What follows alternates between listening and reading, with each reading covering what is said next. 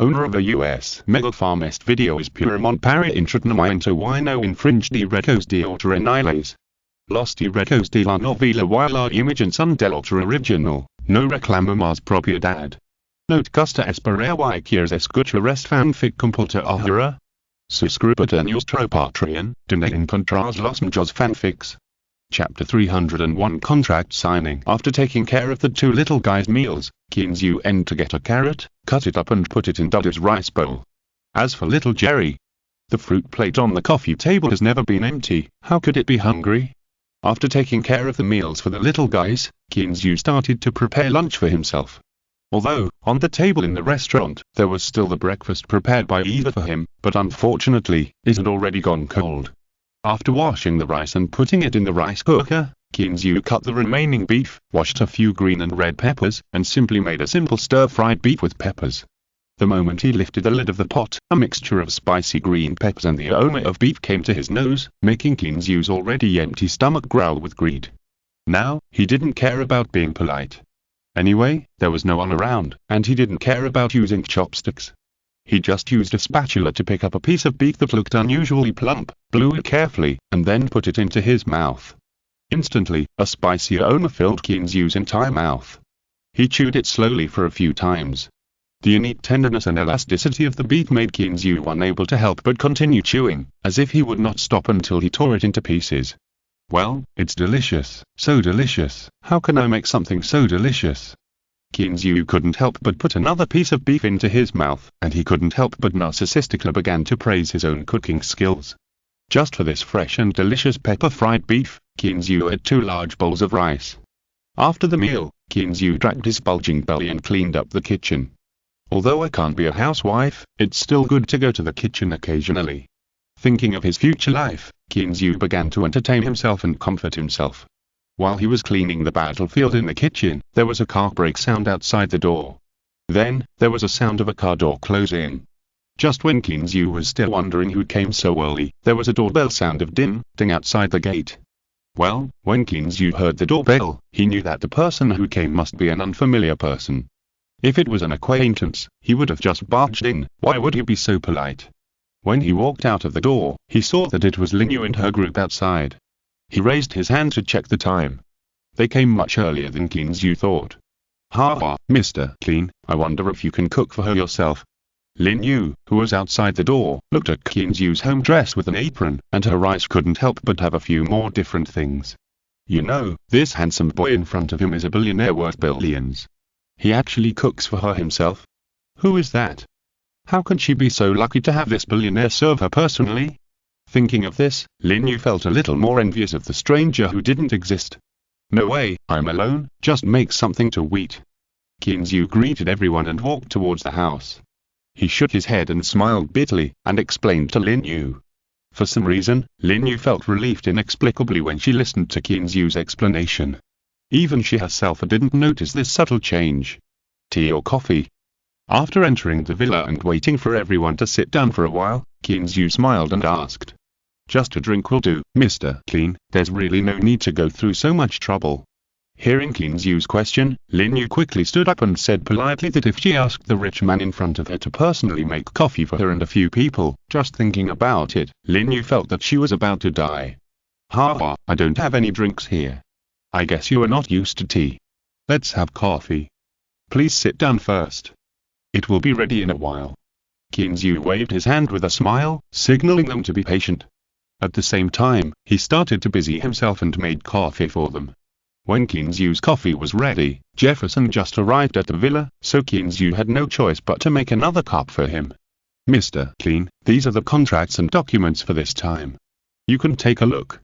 After chatting for a few words, Linyu handed Keen's you a contract that he carried with him, as well as several design drafts and renderings. After taking the things, Keen's you directly handed the contract to Jefferson, who had just sat down next to him and had not had time to catch his breath. As for the design drawings and renderings, Keen's you directly opened them and read them. The design drawings enriched the design of Mobaka. Then, Keen's you looked at the renderings of the ancient buildings designed by everyone again, and then put down all the information. After Keen's you chatted with the beautiful woman with glasses for more than 10 minutes, Jefferson finally nodded. Kinzu only took 5 or 6 minutes to read those complicated design drawings, but Jefferson spent more than half an hour reading the simple contract. During this time, he kept making phone calls and communicating with some people, looking very serious. Ms. Lin then wishes a happy cooperation. After signing, Kinzu took out a bottle of champagne from the wine cabinet, opened it and poured a little for each of them.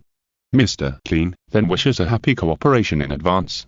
Raising the transparent champagne in the glass, Lin Yu smiled and clinked glasses with Kinzu, and then they drank it all. Since the contract had been signed, the few people did not stay any longer.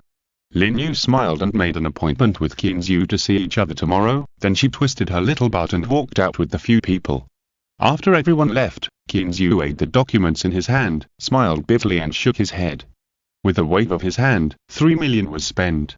Sure enough, money is a bastard. The next morning, when Kinzu was still in bed, hugging Zhao Gong's daughter, the ranch began to bustle. One after another, large engineering vehicles, excavators, and some large trucks drove into Kinzu's manor. Although his ranch is large enough, his villa is located on the side of the ranch road. It is convenient at ordinary times, but at this moment, Kinzu wants to smash this road. Scratching his head irritably, Kinzu picked up his mobile phone and looked at it. Wow, it's only about 7 o'clock in the morning.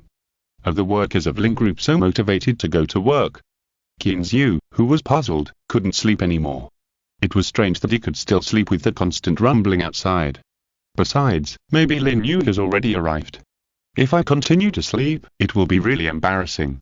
Thanks to Feng Xiai and for their support. Thank you. Chapter 302 Construction finally started. Kinzu, who had just walked out of the villa after washing up, was yawning when he saw a red Mercedes parked in front of the door. Then, the car door opened, and Lin Yu, dressed in a beige business suit, pushed the door and walked down. Hey, Mr. Lin, you guys are here too early, aren't you? Kinzu looked at Lin Yu, who had just got off the car and couldn't help complaining. Hey, Mr. Clean, isn't this to start the work quickly? After all, you're in a hurry. Lin Yu, who was wearing a beige business suit and black framed glasses, got off the car and looked at the exquisite women's watch on her wrist. It was already past 7 o'clock, so it was still early. However, after all, he was the employer, so she had to agree and laughed. After chatting for a few words, Kinzu called John and asked him to lead the group to the depths of the ranch. He himself yawned and returned to the villa, took out the breakfast prepared by Eva from the kitchen, and ate it with big mouthfuls. As for Da Hectares and Xiao Hectares, do you still need to think about it? Their eating habits are much more normal than his. Just after breakfast, before finishing the milky white milk in the cup, the sound of the car engine shutting down came from the door again. Who is this? Why is the ranch so lively today? After quickly finishing the milk in the cup, Kinzu put down the cup and ran out again. Hey, Mobuka, why are you here so early today? Looking at Mobuka, who got off the white Ford SUV, Kinzu's face was full of surprise. This girl is not the kind of good baby who goes to bed early and gets up early. Hey, Clean, why are you here so early today? Did the sun rise from the west? Mobuka, dressed in jeans, looked particularly youthful and beautiful, especially the pair of plump breasts, which seemed to be shaky as she walked. Walking with her long legs in long riding boots, Mobuka walked to Kinzu with a curious look on her face. Not only did she not answer his question, but she also asked curiously. Rolling his eyes, it was Kinzu's turn to be speechless. Looking at Mobuka, who looked like a curious baby, he could only mutter helplessly. It's those diggers. They came so early that I couldn't even sleep in. Ah? They're here already. Why didn't you say so earlier? Hearing that the workers had already arrived, Mobuka, who was originally full of curiosity, exclaimed immediately. Today, he had deliberately got up early, thinking that he could arrive earlier than them, although he knew that these guys came so early. Yeah, they came so early in the morning and woke me up. Really? Pretending to complain with great dissatisfaction, Kinzu took Mobuka and prepared to take this girl into the villa to deal with her.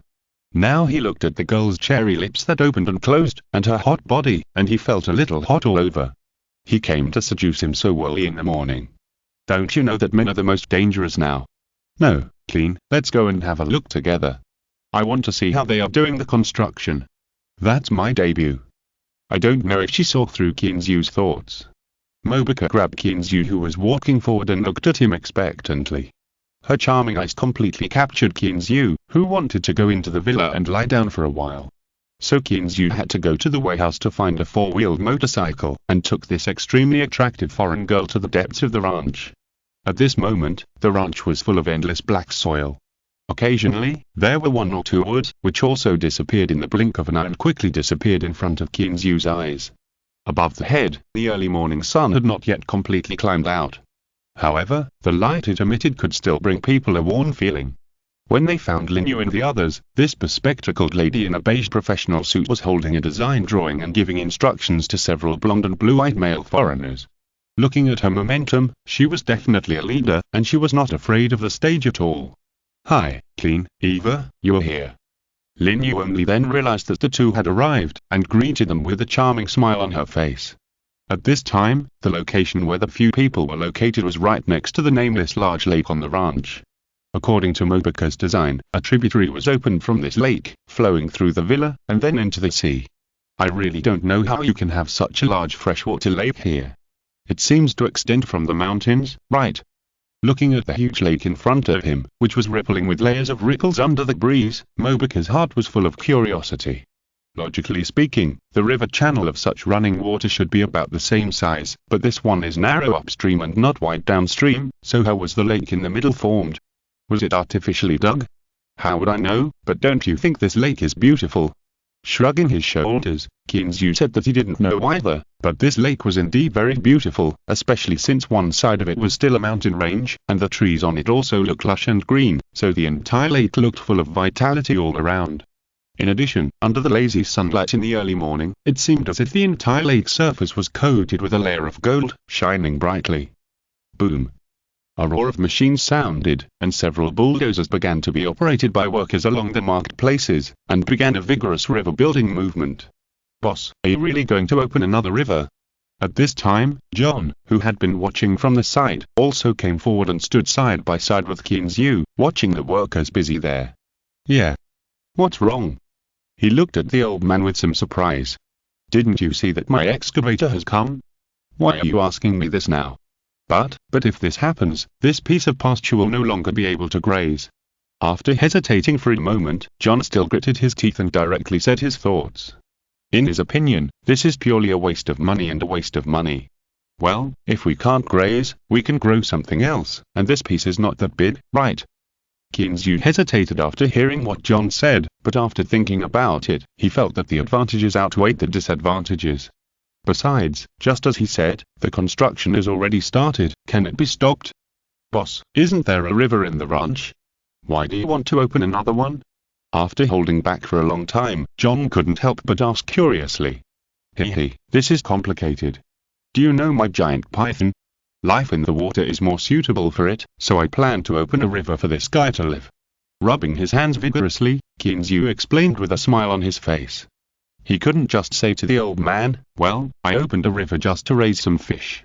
If that happened, the old guy would be so angry that he would vomit blood. "Baby, why don't we go back first? What's so good about this?" There were some construction vehicles busy at work in front of him. Kinzu was a little bored watching from the side, so he wanted to take this girl back to the villa to do some of the things he loved to do, to satisfy his empty heart that had been empty for several days. Chapter 303. Encounter with an old enemy. "No, go back by yourself. I'm still watching them. If they don't do it well, you won't bother me, right?" Mobuka stuck out her tongue mischievously. She would not be fooled by this guy. She knew that there was no one in the villa now. What good could come of going back?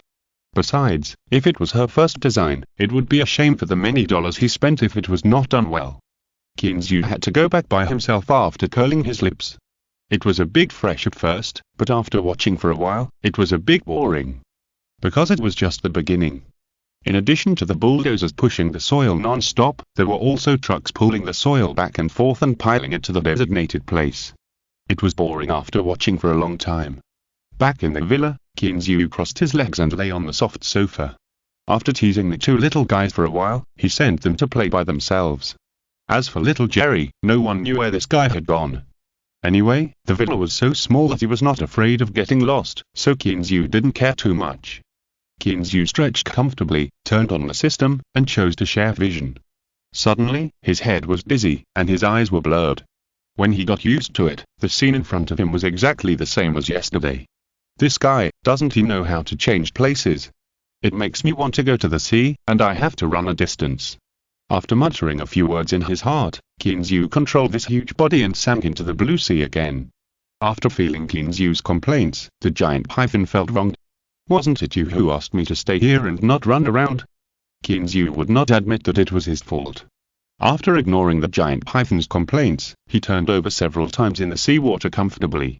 It felt like all 360 pores in his body were breathing at the same time, which was very comfortable. However, he didn't have much time. Yesterday, he left this guy halfway and let the giant python swim back by itself. Today, he had to hurry up. Controlling the giant python, swimming quickly in the sea, Kinzu was more than a kilometer away from the shore in a short while. The seabed at this distance has begun to flourish, and some strange-looking reefs and seaweed have begun to appear.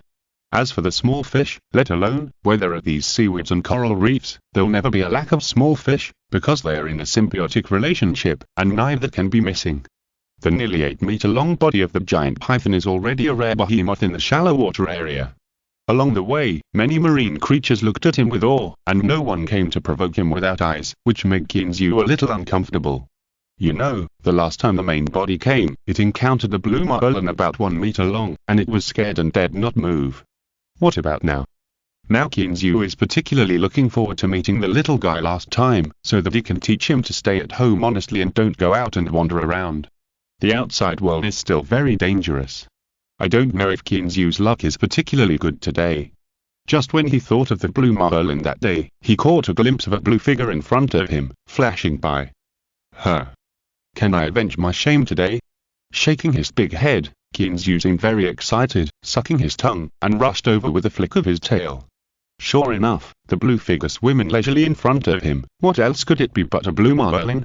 As for whether it was the one from that day, Kinzu told you with certainty that it was. Why? Didn't you see that they all looked the same? Moreover, if Kinzu said yes, then it was yes, and there was no chance to quibble. With a smile in his heart, he controlled the giant python and rushed over. He didn't care whether you're the one who bullied him or not. If you grow up to be like it, then you're out of luck. Perhaps it was because they were used to being at ease in the sea area. The blue marlin, which was always famous for its swimming speed, was not fast at this moment and seemed very leisurely. Since you are leisurely, don't blame me for being rude. Kinzu was also afraid that this guy would escape from the battlefield, so he didn't mobilize him before the battle, but rushed over and swept his tail over. However, animals have a strong sense of danger. Feeling the waves of fatal danger coming from behind, the blue marlin did not even dare to turn its head. It hurriedly accelerated, trying to escape from this place that made people, oh no, suffocate fish. Maybe this guy was not destined to die. Although this acceleration did not completely escape Kinzu's attack, it also dodged the vital parts. Kinzu's tail only whipped this guy a few meters away. After rolling in the seawater for several rounds, the blue marlin was also a little dizzy. When he came to his senses again, a huge monster of 7 or 8 meters long appeared in front of him. This time, the little guy was completely panicked. What was going on? This was obviously a shallow sea. How could there be such a big guy? Unfortunately, Kinzu did not give it too much time to think. Seeing that it was close, he was not polite and immediately whipped it with his tail. The blue marlin, which had suffered a loss once, would certainly not sit still and wait for death. They were worthy at being the fastest swimmers among tuna. They just swung their tail fins lightly, like a sharp sword, and dodged Kinzu's tail. Hey, interesting. Kinzu muttered in anger. Now he felt like Ultraman fighting a little monster. Not only was the little monster extremely cunning, but his energy pack was about to light up. Thinking of this, Kinzu did not hesitate. He accelerated suddenly and chased after the escaping blue marlin. Although the swimming speed of the giant python was not slow, it was not as fast as the blue marlin, which was increasing in speed. Seeing that the little guy was getting farther and farther away from him, Kinzu felt a little anxious. He couldn't return empty-handed for the first time, right? Although he didn't want to do anything to this guy, if he let it run away like this, it was definitely not what Kinzu wanted to see. Seeing the distance getting farther and farther, Kinzu suddenly had an idea in his mind, and mentally ordered the giant python to use an ice comb on the guy in front. Feeling Qinzyu's order, the giant python's body suddenly felt a little cold, and Qinzyu also clearly felt that a cone-shaped ice block about 1 meter long and 5 centimeters in diameter appeared in the seawater in front of him.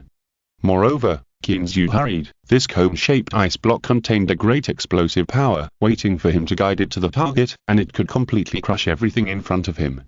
Gritting his teeth, Qinzyu didn't care whether he would kill the guy in front directly, and controlled the ice cone, and shot it out with a whoosh.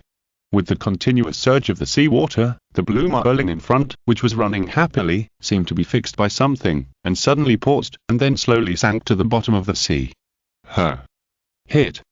Qinzyu couldn't wait to twist his huge body and swam over after muttering in confusion. Coming closer, Qinzyu looked at the blue marlin lying in the seaweed in front of him, not knowing whether to live or die, and couldn't help but smile smugly. You're still running?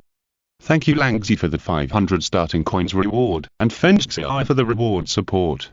Thank you. Chapter 304. After the younger one is beaten, here comes the older one. However, just as Qinzyu was about to harvest his spoils, he felt that something was wrong with the surrounding sea. He raised his huge python head and looked around in confusion. It was quiet all around. Nothing was wrong. Wait, it was too quiet all around. Where were those small fish that were just swimming happily around the coral reefs? Where did they go? Qinzyu had already sensed that something was wrong. It is said that animals are most accurate in predicting danger because it affects their lives. At this time, he could not care about the spoils that looked delicious. He turned his nearly 8-meter-long body and wanted to run back. The sudden silence here made him feel a little uneasy. However, the next moment, Qinzyu's huge python body suddenly stiffened, and his bloody mouth opened wide involuntarily. Looking at the arc of the opening, it almost exceeded 180 degrees. Fuck, God, are you kidding me? Seeing the huge school of fish in front of him, which was about to sweep over with great momentum, Qinzyu's thick tail slapped the seabed hard, and immediately, it stirred up a piece of mud and sand, covering a large area. And Qinzyu also used the recoil of the tail and exerted all his strength. He swam desperately to the surface of the sea. The scene in front of him really scared him silly. Fortunately, it was a python. If a person was here, he would probably be scared to death. Can you imagine what it would feel like when you face hundreds of blue marlins with a body length of more than 1 meter?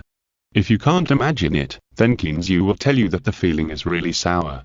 That's right, the moment Qinzyu turned around, he was stunned by the blue marlin school behind him, which was only hundreds of meters away from him.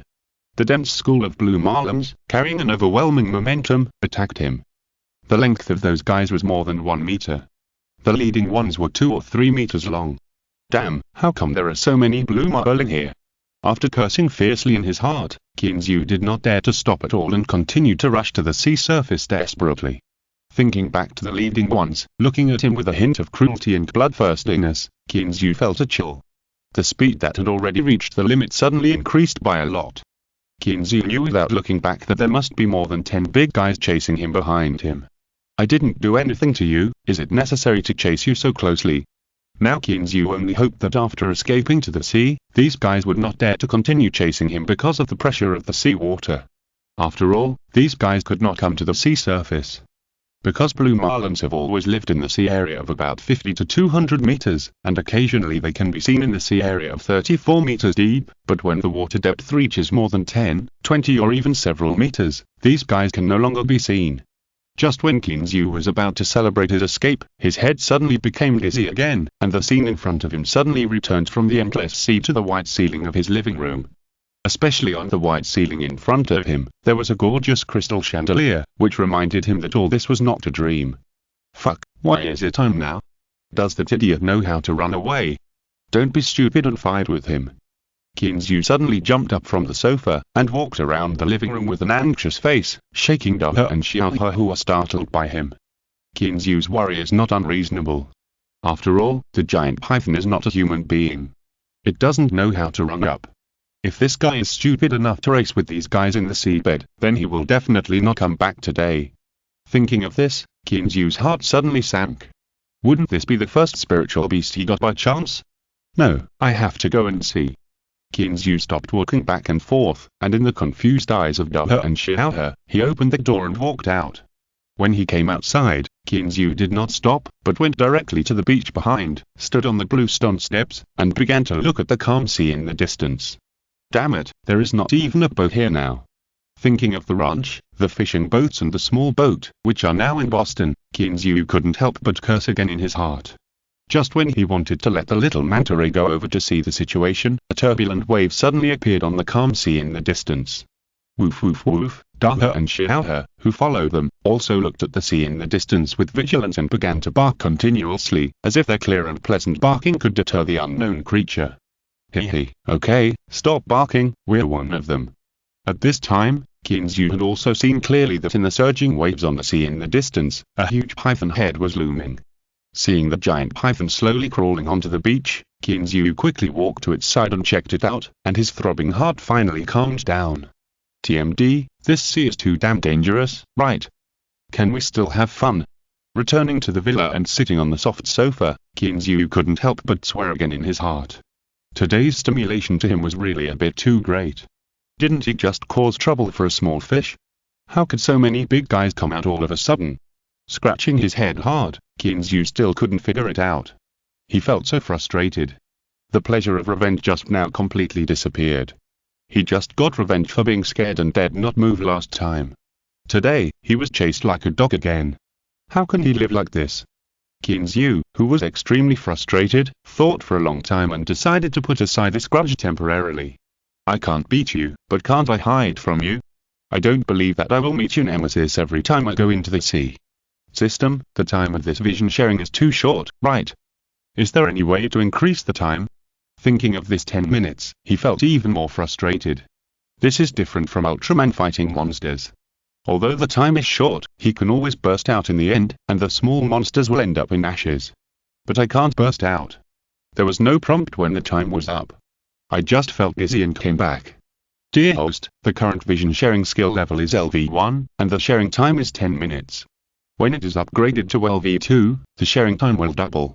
The system's mechanical voice still answered Kinzu, but at this time, it sounded like the sound of nature to his ears. Can it be upgraded? What are the conditions for upgrading? Kinzu couldn't wait to ask as soon as the system finished speaking. Dear host, when the experience value of each skill is full, plus the points, you can upgrade the skill. The current vision sharing skill level is LV1, 2/10. In other words, if you use the skill 8 more times and add the points, you can upgrade it. How many points are needed? Kinzu asked with expectation as soon as the system's mechanical voice fell. Chapter 305 Leisure Fishing. Dear host, to upgrade the vision sharing skill level to LV2, you need 100,000 points. The system's voice was still so mechanical, but to Kinzu, it sounded like the sound of nature. 100,000, isn't that expensive? Kinzu muttered to himself and shifted his mind away from the system. Although those guys made him a little embarrassed in the sea today, he now thinks that this is not a bad thing. At the very least, this shows that his fishery is very rich. There are so many of these rare blue marlins. How much will they sell for? And from the last encounter with the blue marlin, these big guys are obviously not passing fish, but have always lived in the fishery. Thinking of this, Kinzu wished that Paul would drive the fishing boat parked in Boston back to him, and then go out to sea to cast a few nets. Maybe he could catch a few. In that case, would points still be a problem? But thinking about it, Kinzu shook his head again. No, these guys seem to be protected animals in the Washington catalog. It is illegal to catch them within 200 nautical miles of the US coastline. Forget it. Anyway, these guys can't run away. Just bypass them first. When my skills are upgraded, I will drive the boat to the high seas for a stroll. In this way, no one can say anything, right? He laughed twice, and Kinzu couldn't help but feel proud of his smart mind.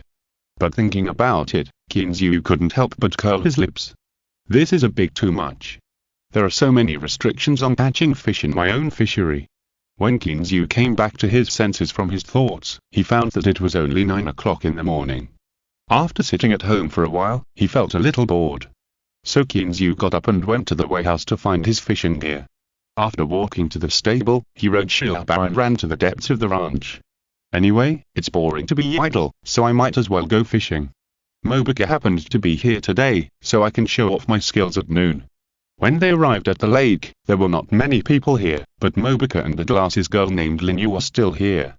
They were discussing something around a blueprint. At this moment, a deep trench about 2 or 3 meters deep and more than 10 meters wide had been dug a dozen meters away from the lake. The length of the deep trench had already extended for several kilometers. Kinzu was at the lake edge and could vaguely see a lot of engineering machinery working in the deep trench in the distance. TSK, it's worthy at being a country with advanced technology. They can dig a trench so fast. At this rate, it seems that the river channel will be opened in a few days, right? After shaking his head and sighing at the advanced level of machinery in the United States, Kinzu turned over and dismounted, and took his fishing gear back from the horse's back. Hey, Clean, didn't you go back? What's this? At this time, the people who were discussing enthusiastically over them noticed Kinzu's arrival. Mobuka looked at Chiabai, who was shaking his snow-white mane with a proud look on his face, and his eyes lit up. Hey, fishing. Do you want to join us? Kinzu didn't care about the looks of the others and went straight to the shade of a tree beside the lake. Although it was not yet noon, the October sun would still be a little hot when shining on the skin. Oh? You want to fish? Then I have to come and see. Hearing that it was fishing, Mobuka couldn't help but get interested. She had heard Kinzu brag about his fishing skills. This was a good opportunity to expose this guy. You know, she grew up by the sea and was also a good fisherman.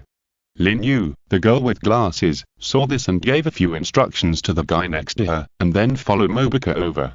The project had just started to dig the river channel, so she had nothing to do. Ha, come on, watch me catch a few big fish today, and show you my skills at noon. As he said that, Kinzu looked at the nearby water surface. Well, the water plants were quite lush, and it was a good place to fish. Now that the place has been chosen, Kinzu no longer hesitates. He didn't even make a nest.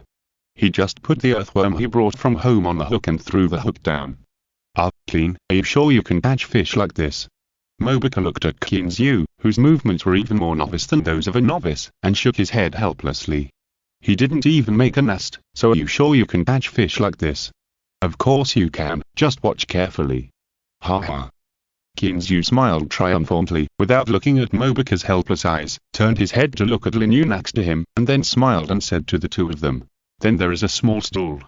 If you are tired, sit for a while." After that, he didn't look at the two of them anymore, and sat on the small vest by himself, focusing on the fish float in the water. Lin Yu and Mobuka looked at each other and shrugged their shoulders at the same time. It seems that this guy is still a stubborn person. There was no other way, so Mobuka took out the remaining vests from the fishing gear bag next to him. The two of them sat not far away and chatted, and occasionally looked at Kinzu to see how he caught the fish. Looking at Kinzu, who was concentrating on fishing in the distance, Lin Yu couldn't help but want to laugh, not because of Kinzu's fishing method, but because of Kinzu's current appearance. Kinzu now, wearing a denim suit, sitting on the vest with a fishing rod, how could he look like a billionaire? In that way, he looked like a retired old man, killing time out of boredom. Splash! Just as Lin Yu was watching intently, he suddenly heard the sound of splashing water, accompanied by Kinzu's laughter and Mobuka's surprised exclamation next to him. Clean, your luck is too good, isn't it? You can even catch such a fish. Mobuka, who was standing by, looked at a big grass cart that Kinzu had lifted out of the water, and couldn't help but shake her head and sigh at Kinzu's luck. Of course, she would not attribute this to Kinzu's fishing skills. In her opinion, it was pure luck. At this time, Lin Yu, who had come back to her senses, looked at the grass cart that was 34 centimeters long, and couldn't help but sigh at Kinzu's luck. Similarly, she didn't think that Kinzu, who was an amateur, could catch such a big fish. You were jealous, naked jealousy. Kinzu was immediately unhappy when he heard that the two girls actually attributed his fishing skills to bad luck. Although this was also a kind of luck, it couldn't be looked down upon like this. Okay, since it's not luck, then you can catch a bigger fish than this one. Looking at Kinzu's somewhat exasperated expression, Mobuka couldn't help but smile. Little guy, I don't believe you can catch another fish for me. What do you say if I catch another one? Taking the grass cart off the hook and putting it in the net bag next to it, Kinzu didn't care at this time. Instead, he looked at the two girls with interest. Didn't you say it was luck? What should I say if I catch another one? After thinking about this for a long time, Mobuka couldn't come up with anything, so she raised her eyebrows, looked at Kinzu with a smile, and said, "What do you say we should do?" Thank you FriendsCI for the reward support. Thank you Book Friends for the monthly ticket support. Thank you. Chapter 306 Stunned. Oh, anything. Kinzu looked at Mobica with a lecherous look. Girl, I haven't touched you for a few days. I'm not afraid of you. Just say it. Ignoring Kinzu's lecherous look, Mobica proudly raised her full breasts, as if to say, come on. Kinzu couldn't help swallowing his saliva when he saw the full breasts still rising and falling. However, he looked at Linyu next to him. With outsiders present, he couldn't go too far. So he smiled and said, how about this? If I catch another fish bigger than this, you kiss me. How about that? After saying that, he also looked at Mobica proudly, wanting to see how shy this girl was. However, to his disappointment, Mobica just pouted her lips and agreed without hesitation. There was no scene of blushing face as he had imagined. Linyu next to him blushed slightly, but still nodded to show her agreement. Now, it was Kinzu's turn to be dumbfounded. What was going on? Although Mobica was not as shy as he had imagined, he could understand it after thinking about it for a while. After all, this was a foreign girl. Although she liked women, she was already used to such things in the United States. But, I made a bet with her, why did you nod? Glancing at Linyu next to him, Kinzu felt strange. Did this girl misunderstand? But it was too late to say these things now. Should he just say to her, hey, girl, you misunderstood. I was flirting with my woman. Shaking his head, Kinzu decided to make the best of a bad situation. It was too hurtful to say it directly. Okay, then it's settled. You guys can watch it. Smiled smugly. Competing with me in fishing? I'll torture you to death. Seeing Kinzu once again casually throwing the hook into the water, the two girls behind him stopped sitting and came to Kinzu with a look of waiting to see a joke. They really didn't believe that this guy could be so lucky. However, before the two girls could stand firmly, they saw with their own eyes that the fish float in the water suddenly disappeared.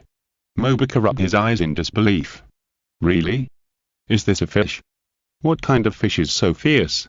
Before Mobica and Linyu's two little brains could figure out what was going on, they saw Kinzu next to them suddenly swinging the fishing rod upwards. Accompanied by a burst of splashing water and the sound of slap, snap from the fish's tail hitting the water. A big fish of 60 to 70 centimeters was thrown ashore by Kinzu. Oh my god, this is unscientific. Staring at a big tilapia still jumping on the shore, Mobica showed an expression of seeing a ghost and looked at Kinzu in disbelief. How did this guy do it? Kinzu, how did you do it? You can't be so lucky, right? Now even Linyu, who had been very calm, looked at Kinzu in disbelief. Is this guy cheating? He must be cheating, right? Ha, see, this is called strength. Kinzu let the tilapia keep jumping on the ground, and his face was full of arrogance.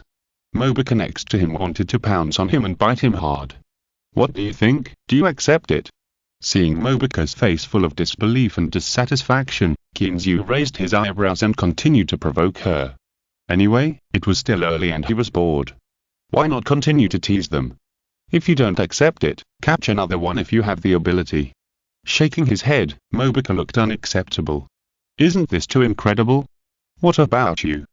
Are you convinced? Turning to look at Linyu on the other side, Kinzu couldn't help but let out an evil smile. The girl with glasses said it in a loving way. No, continue. These four simple words expressed Linyu's mood at the moment. How could this happen? 55,555 my first kiss. Okay, let's continue. Let's make a deal. One fish, one kiss. Is that okay? With a smug smile, Kinzu agreed nonchalantly, and then began to thread the bait, and then, just as casually threw it into the water. Then, in the incredible eyes of the two girls, a silver carp about 40 to 50 centimeters long was pulled up by Kinzu again. Fuck. What a ghost. Muttering to himself with a dull face, the two girls Mobica looked at Kinzu with different eyes. Could this be a master? He calmly took off the fish, calmly put on the bait, calmly threw it into the water, and then calmly pulled up a fish. In this way, Kinzu pulled up 5 or 6 big fish from the lake in succession while the two girls were stunned. However, he didn't know if he had disturbed the grass carp nest, as they were all grass carp.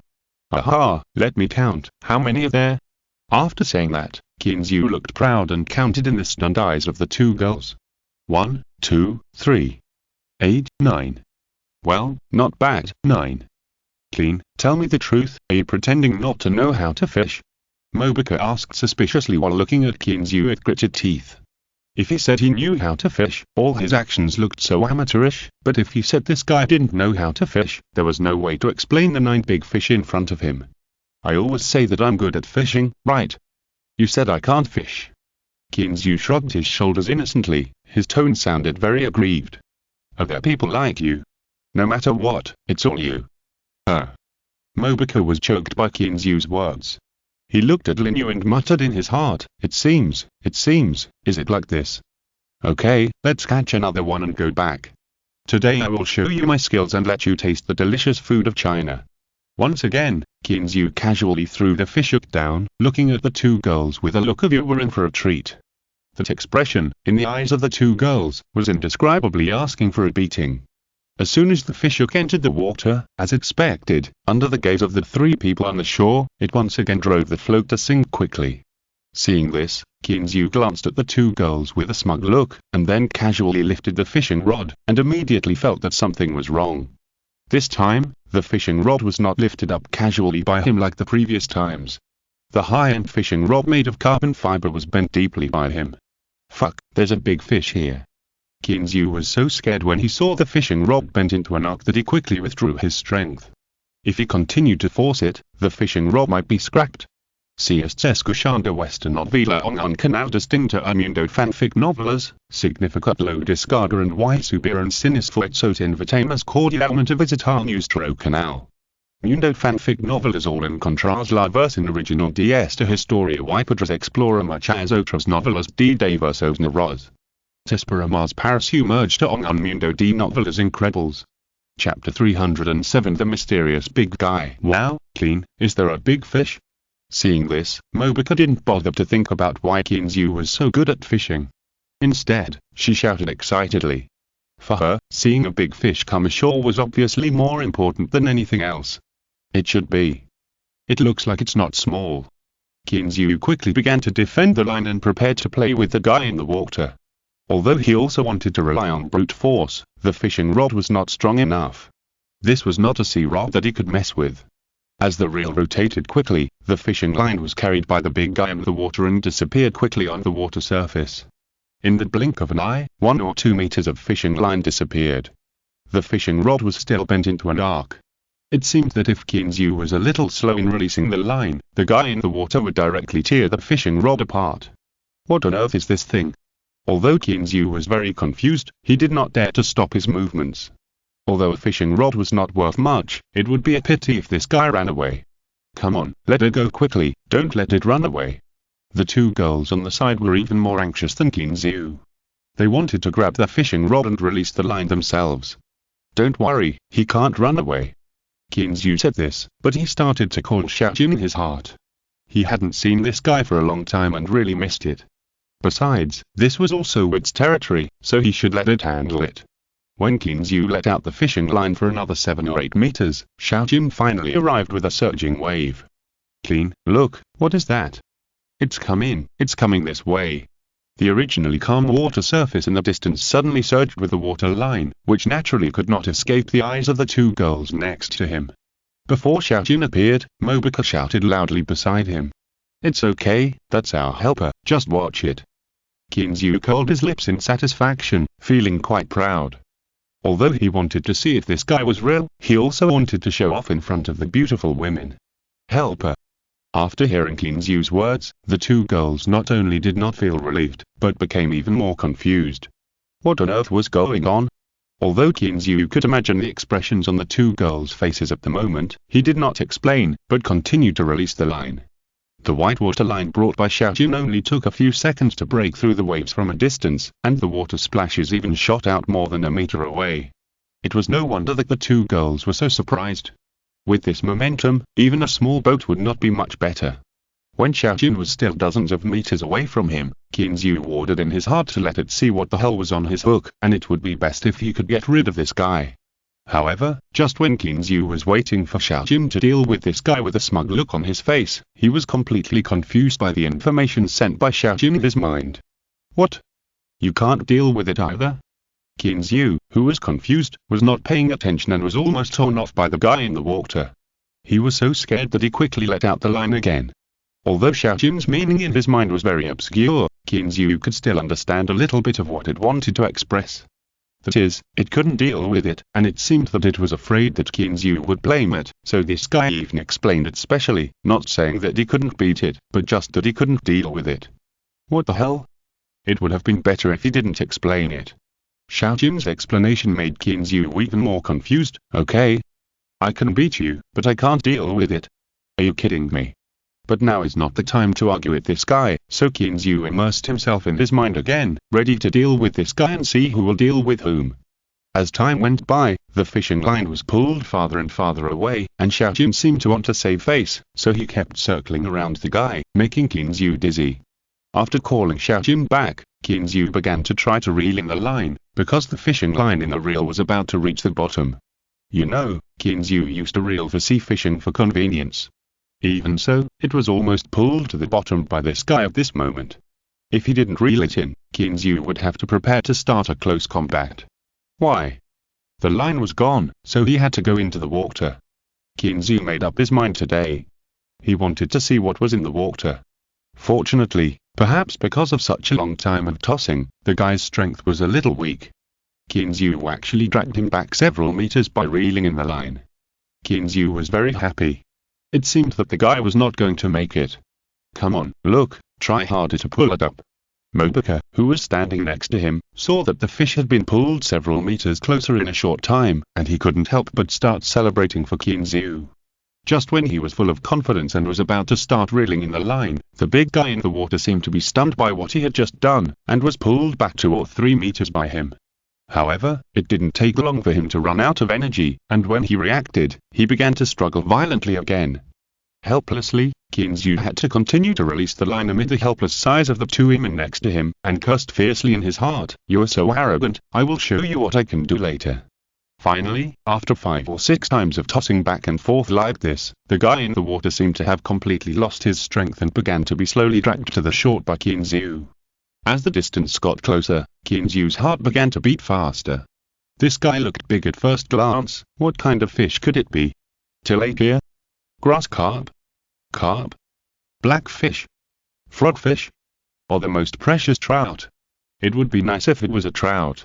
Such a big trout. Just thinking about it, Qin Zhu felt a little excited. This is not to say that other fish are not good, but in comparison, in the United States, trout is definitely more precious than the Asian carp that can be seen everywhere. Well, that's nonsense. In the United States, any fish is more precious than Asian carp. There's nothing we can do. Who lets people not eat it? How does that saying go? No buying, no killing. Qin Zhu agrees with this sentence. Think about the hairy crabs in Germany, the oysters in Denmark, and the Asian carp in the United States. If these were placed in China, not to mention flooding, you would be eaten to the point of endangerment, so you would be happy. Don't be in a daze, the fish is running away. Mobuka looked at Qin Zhu, who was still distracted, and wanted to kick him down and let him go into the water to get it out. Shaking his head, Qin Zhu was awakened by Mobuka's voice, and quickly put aside the messy thoughts in his mind and continued to reel in the fishing line. As the fishing line was slowly retracted, the guy in the water seemed to know that the end was approaching, and began his last dying struggle. At this time, Qin Zhu did not fight it hard. Just struggle, I can afford it. A few minutes passed like this, and the guy in the water finally gave up struggling completely, and was slowly pulled to the shore by Qin Zhu. At this time, the 3 people on the shore also completely saw the true face of the guy in the water. However, it didn't matter after this look. The 3 of them opened their mouths together, and couldn't help but look at each other. Thank you Langzi for the reward of 500 starting coins, and thank Fengzi for the reward support. Tomorrow the company will organize a trip to Jiao Mountain. Liu Yun, who has no manuscripts saved, is very flustered. He is staying up late to write, even for full attendance, and strive to keep updating during the trip. Chapter 308. Alligator snapping turtle. Clean, what is this? A turtle? Or a crocodile? Listening to Mobuka's stuttering voice, Qin Zhu also scratched his head. He didn't know whether he should continue to pull the fishing line in his hand back. That's right, what appeared in front of the 3 people was neither the Asian carp that Qin Zhu imagined, nor the precious trout. It was a creature with a body length of nearly 1 meter, like a crocodile but not a crocodile, like a turtle but not a turtle. Get it up and take a look." Lin Yu, who had not spoken for a long time, spoke with curiosity. Hearing this, Qin Yu did not hesitate. "Anyway, it has come to this point, so why not get it up and take a look?" Looking at the creature in the water, Qin Yu unexpectedly found that the fishhook was not swallowed into the stomach of this guy, but hung on the scales on one side. Moreover, it seemed that because of the struggle, it was actually wrapped around the body. Seeing this, Qin Yu suddenly realized that it was no wonder that this guy couldn't escape no matter how hard he struggled. It turned out that he was playing a game of bondage with himself. Since that was the case, Qin Yu was no longer polite. He sneered a few times and got the guy to the shore in no time. Fearing that the guy would escape, Qin Yu ran a few steps and threw him directly into the newly opened river. Then he clapped his hands, looked at the two girls with a show-off look, and said with a smile, "How is it? See, this is strength." TSK, in response to him, there were two disdainful boos, and then the two girls surrounded him with curiosity and began to look at the creature in front of them. "Clean, what kind of animal is this? Is it an alien creature?" Looking at the creature in front of him that looks like a crocodile, but the carapace shields and red tongue are very similar to those of a turtle, they asked Qin Yu with curiosity. "This, I don't know either. Wait a minute, I'll wash my hands and check it out." As he said that, Qin Yu washed his hands by the water, comforted Xiaojun who was still nearby, and asked this guy to wait by the side. He couldn't do this thing well, so he deserved to be punished. I have to say that the internet is really a good thing. Qin Yu just entered the characteristics of this guy into the search, and a lot of results came out. He picked one at random, clipped it in, and immediately understood it. He smiled and looked up at the two girls and said, "This guy is really a turtle. Its scientific name is the true alligator turtle, also known as the giant alligator turtle, the alligator turtle, and the crocodile bite turtle. It is only found in the Mississippi River basin in North America. It is one of the largest freshwater turtles in the world." Qin Yu was amazed. This guy is really a turtle. It doesn't look like one at all. Qin Yu really didn't see any features of the original turtle on this guy. The mouth, carapace shield, and red tongue are all very strange. The upper and lower jaws at the front of the mouth are hooked, and they look like an eagle's beak, which looks very sharp. It is estimated that this guy, only the oval body and the four short legs are a bit like a turtle. The rest is really like a crocodile. "Mr. Clean, I remember that this guy seems to be a protected animal, right?" After hearing Qin Yu call out the guy's name, Lin Yu looked at the guy who seemed to be half dead at the bottom of the pit, and immediately spoke. "Really? Let me see." After saying that, Qin Yu lowered his head and flicked through the phone again. After reading 2 pages, he actually found this message. According to the World Wildlife Federation report, in the ranking of the world's rare species that are endangered, the North American alligator turtle has long become an important member of the world's endangered wildlife and is one of the important members of the Red Book of Conservation. Well, Qin Yu curled his lips. It's true. Isn't it said that there are few wild animals protected in the United States? How come Qin Yu found that most of the ones he encountered were protected animals? Shaking his head helplessly, Qin Yu could only complain about the things he had read before. They were all nonsense, saying that there were few wild animals protected in the United States. But the fact is that wild boars and wolves are indeed not protected, but some truly endangered ones are still protected. No, Qin Yu seems to remember that there seems to be a genus of North American wolves that is protected. What should we do now? Mobika was a little anxious when he heard that it was a protected animal. People like them who live close to the mountains are very concerned about protecting animals. What else can we do? Let it go. Although he felt helpless that the results of half a day's hard work were in vain, Qin Yu still decided to let this guy go. It was useless to keep it anyway. From the look of it, it was clear that the meat was not very good. After getting this guy back on the shore, the alligator turtle seemed a little scared and kept trying to retract its big head. However, their heads could not be retracted like real turtles. After trying for a long time, they had no choice but to give up and lay there honestly, allowing Qin Yu to lead its head and neck and put it directly into the lake. He turned his head and looked at these two-legged monsters in confusion. They actually let him go. A flash of confusion flashed in the alligator turtle's small eyes with some fear, but then it used all 4 legs to swim desperately to the bottom of the lake. No one wants to die if they can live, right? And it also learned its lesson. It will never come to the lake again. It came out to get some fresh air, but it almost died for no apparent reason. Ha ha, look at it, it's so funny. Seeing this big guy paddling with all four legs, looking panicked, the three of them couldn't help but laugh kindly. By the way, Clean, where is the helper you mentioned? Why didn't he come out? At this time, Mobica thought of the unknown helper again, and couldn't help but ask out of curiosity. Here, it's over there. Pointing to one side, Kinzu called Xiaojun over and let it meet the two girls. Wow, is this a koi? Such a pure color, how can it be so big? After Xiaojun showed up, before Mobica had time to express her opinion, Lin Yu on the side shouted. Obviously, she was familiar with this kind of koi. What is a koi? Is it precious? Looking at the two with a puzzled look, Mobica had never heard of koi. Although she also felt that the fish in front of her was very beautiful, looking at Lin Yu's surprised expression, it seemed very precious. Ordinary ones are not very precious, but this big one with such bright and pure colors, it is estimated to be worth a lot of money. Shaking her head, Lin Yu looked at Kinzu with even more curiosity. She really didn't know where he found so many precious animals, and from the looks of them, they seemed to be very obedient. Yes, obedient. Lin Yu looked at the koi that was constantly rubbing in Kinzu's hands, and there was only this thought in her mind. Okay, it's almost noon, let's go back to. After playing with Xiaojun for a while, Kinzu shook his clothes that were wet by it, and after checking the time, he said to the two girls. Aren't you going to fish anymore? There's still some time. Mobica looked at the watch. It was just past 10 o'clock. She still wanted to see how many fish Kinzu could catch. No, we can't eat all of this. If we catch more, we won't have a place to put them. Kinzu picked up the big fish in the neck bag and looked a little worried. He was just thinking about the bet. He caught so many at once. How long would it take to eat them? Oh, the bet. The bet hasn't been paid yet? Chapter 309 Taking advantage of others. Thinking of the bet, Kinzu couldn't help but laugh a few times, then looked at the two girls, and said impatiently, well, Mobica, should we fulfill our bet? Well, Mr. Lin, there seems to be something going on at the construction site, let's go over there first. With his eyes rolling, Mobica pretended to be very serious, looking at Lin Yu next to him. After he finished speaking, without waiting for Kinzu to react, he pulled Lin Yu, whose face was slightly red, and ran towards the construction site.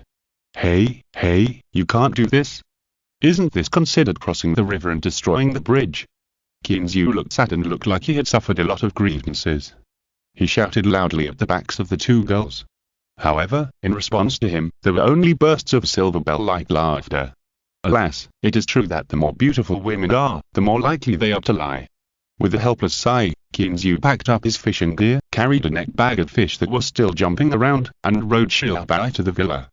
After arriving at the villa, I processed all the fish, then took a grass carp and silver carp, and froze the rest. Although frozen fish is definitely not as delicious as fresh ones, I can't care so much now, so I'll just make do with it. As for why I didn't feed Daha and Xiaohe, well, looking at the two little guys wandering around his feet, Kinzu said, you kids, why eat fish, just eat your meat. After cleaning up the silver carp, Kinzu prepared to cook a fish head tofu soup. I have never eaten it in such a long time. I eat Western food made by Eva every day. At first, it was a big fresh, but after a long time, Kinzu was a little tired of it. I was just too lazy, so I just made do with it. Chop off the fish head, split it in half from the middle, put it in the pool, and wash it again. This step is very critical, especially the fish gills must be removed cleanly. After cleaning, Kinzu was a little stunned when he looked at the two halves of the big fish head. There was no way. The fish was a little too big, and the silver carp had a big head. Now, with two big fish heads, it would definitely not work to make soup, and the pot couldn't hold them. After thinking for a while, Kinzu decided to make the other half into chopped pepper fish head. After marinating the two halves of the fish head with salt and cooking wine to remove the fishy smell, Kinzu took out the last piece of tofu from the ice storage. This was bought last time and has been frozen. I don't know how it tastes.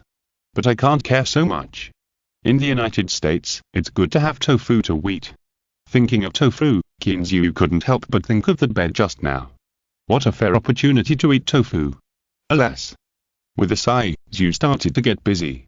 First, pour olive oil into the pot, then put the marinated half of the fish head into the hot oil, and when it is fried until both sides are golden, add water that covers the fish head, and then switch to low heat and start stewing. At 11:30, the two girls finally came back from the construction site, and Kinzu had already prepared a table of dishes. Wow, Clean, you really know how to cook. It smells so good. As soon as he came in, Mobika looked at the table of delicious food, and his mouth almost watered. With a chef father, Mobika can be said to be a professional foodie. Looking at the dishes with bright colors and tempting aromas, he knew that they must taste good. Clean, I didn't expect you to really cook. It looks like you're doing it pretty well. Lin Yu also praised him sincerely. Looking at Qin Zhu wearing an apron, she was really a little shocked. Is he really a billionaire? I just messed around. I don't know if it suits your taste. Come on, sit down and try it. After taking off his apron, Qin Zhu smiled and asked the two to sit down. Today, in addition to a fish head tofu soup, he also made chopped pepper fish head and pickled fish. Afraid that Mobika would not be used to Chinese food, he fried a few steaks and 2 plates of beef, so that the table could be considered to have fish and meat. There was also a plate of vegetable salad. Looking at those fresh and tender vegetables, not to mention the 2 girls, even Qin Zhu himself couldn't help but want to taste it. It's delicious. Clean, your cooking skills are almost as good as Joseph's, it's great. Mobika skillfully picked up the chopsticks and put a piece of fish into her mouth, and immediately narrowed her charming eyes. After a while, Mobika opened her eyes and looked at Qin Zhu with admiration. She couldn't help but lean over and kissed Qin Zhu on the face.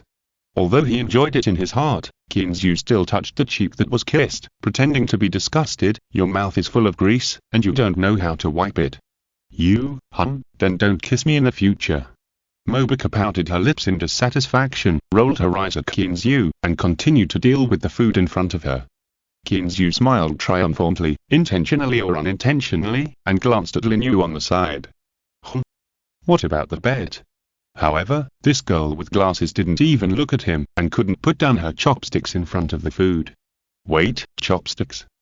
Qin Zhu looked at the knife and fork next to Mobika and asked in confusion. How come you can use chopsticks? He didn't know if Lin Yu could use chopsticks at first. After all, this arrogant girl with glasses seemed to have grown up in the United States, so he simply put chopsticks and knife and fork on the 2 of them. Now that Lin Yu can use chopsticks, he is not surprised. But why can Mobika use it too? Don't you know that Joseph's apprentice is from your China? Looking at Qin Zhu strangely, Mobika's hands did not stop, and continued to deal with the pickled fish in front of her. The little mouth was greasy after eating.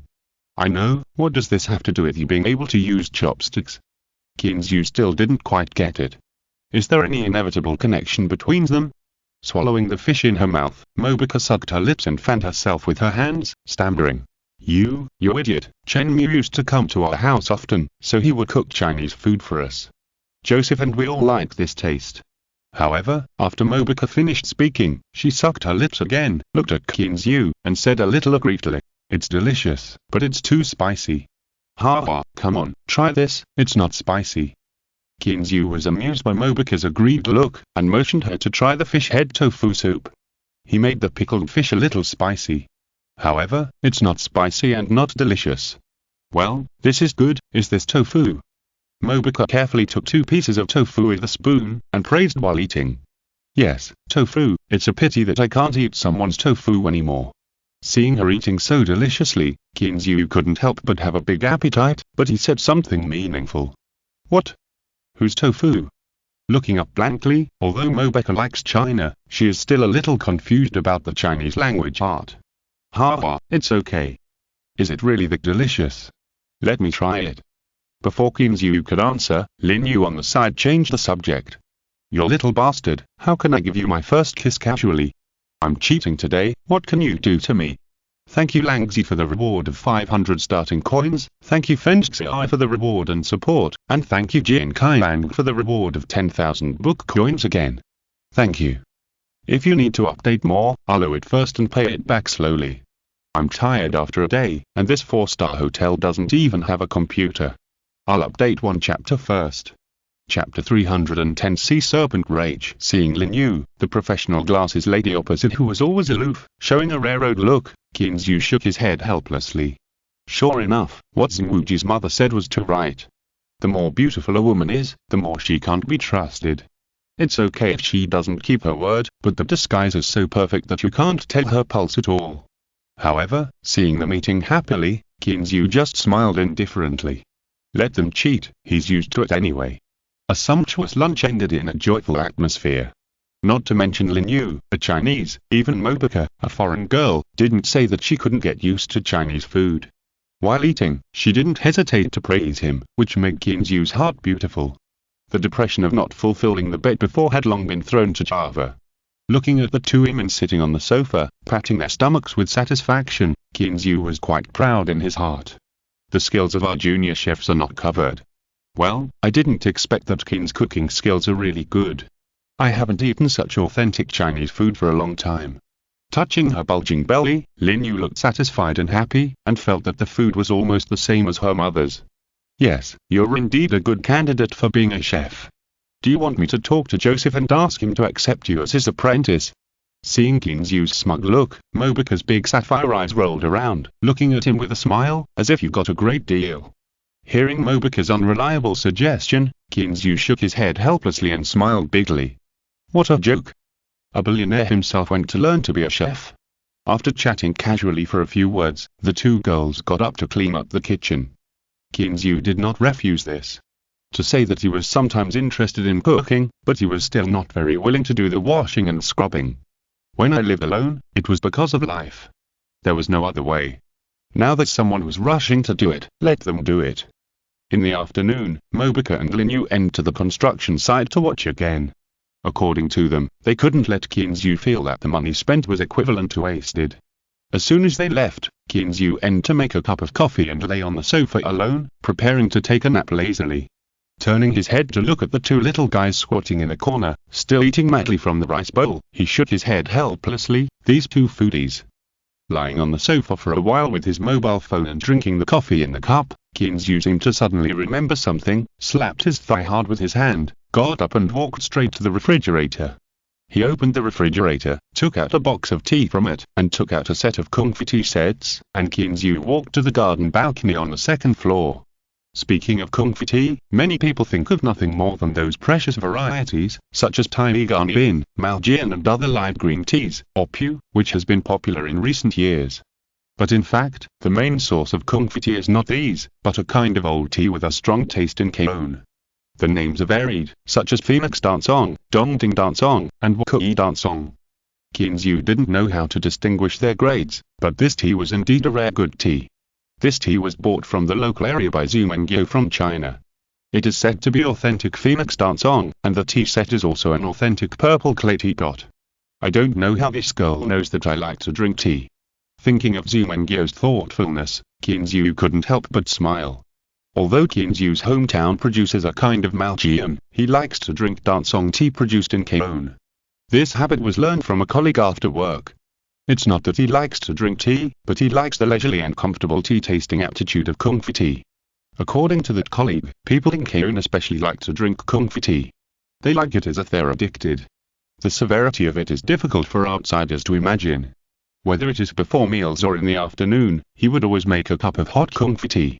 He would also make a cup of tea when friends came over, and even before going to bed, he would not forget to drink a few sips. He enjoyed the pleasure of taking a break from his busy schedule. Moreover, he also joked that in Kaon area, tea culture is everywhere. Even when you go to a healthcare center, the person who greets you will definitely make a cup of tea for you first, saying, "Brother, drink some tea first, don't be in a hurry." And if you're unfortunate and get arrested during a healthcare center, no one will pay attention to you at the police station. If you ask for cigarettes or food, they may ignore you. But if there is a set of tea sets, then you don't have to be polite. No one will care if you go up and make your own tea. Even the police will take a break from their busy schedule to have a cup. It smells so good. Qin Yu gently took a sip of the kung fu tea in the purple sand bowl, which exuded an attractive tea aroma. He threw away the messy thoughts in his mind, and lay down on the recline contentedly, looking at the blue sky, white clouds and clear water, with peace in his heart. Boss, boss. Just as Qin Yu was sipping the steaming hot tea, Will's rough and loud voice suddenly came from downstairs. Putting down the teacup, Qin Yu lazily responded. After a while, Will ran up with sweat all over his forehead. What's wrong? Seeing Will's panic, Qin Yu couldn't help but sit up from the recline. It was the first time he saw Will show such an expression. Boss, there's an accident at the dog, there are so many snakes. What? Where did the snakes come from? Is everyone okay? Hearing Will's words, Qin Yu couldn't even sit still, and stood up suddenly. Snakes are no joke. If they are not poisonous, it's okay, but if they are poisonous, it will cost lives. The situation is not good. A worker was bitten. An ambulance has just been called. Moreover, the workers are afraid to continue construction. Kinzu's heart was immediately lifted up when he heard Will say that someone was bitten. If someone died, it would not be so fun. Kinzu didn't care about the kung fu tea that was still emitting hot water on the wooden coffee table, and hurriedly followed Will to the dock. On the way, Kinzu began to ask Will about the specific situation. It is certainly not strange that there are snakes here, but it can bite people and make the workers stop construction. Obviously, it is not as simple as 1 or 2. Sure enough, Will's subsequent words also proved Kinzu's thoughts. Boss, Stanley and his team just demolished the old dog, and found that there were dense sea snakes under the dog, some of which were as long as 4 or 5 meters. One of the workers was caught off guard and was bitten. Fortunately, he was wearing riding boots, so the venom did not enter his body. Will's tone was filled with a sense of relief, and he was obviously feeling lucky for the unlucky guy. If he hadn't been wearing leather riding boots, the consequences would have been serious. The venom of sea snakes is known to be the strongest in the world. Fortunately, this is really a blessing in disguise. Kinzu's heart was finally relieved at this moment. No matter what, as long as no one died, that would be the best result.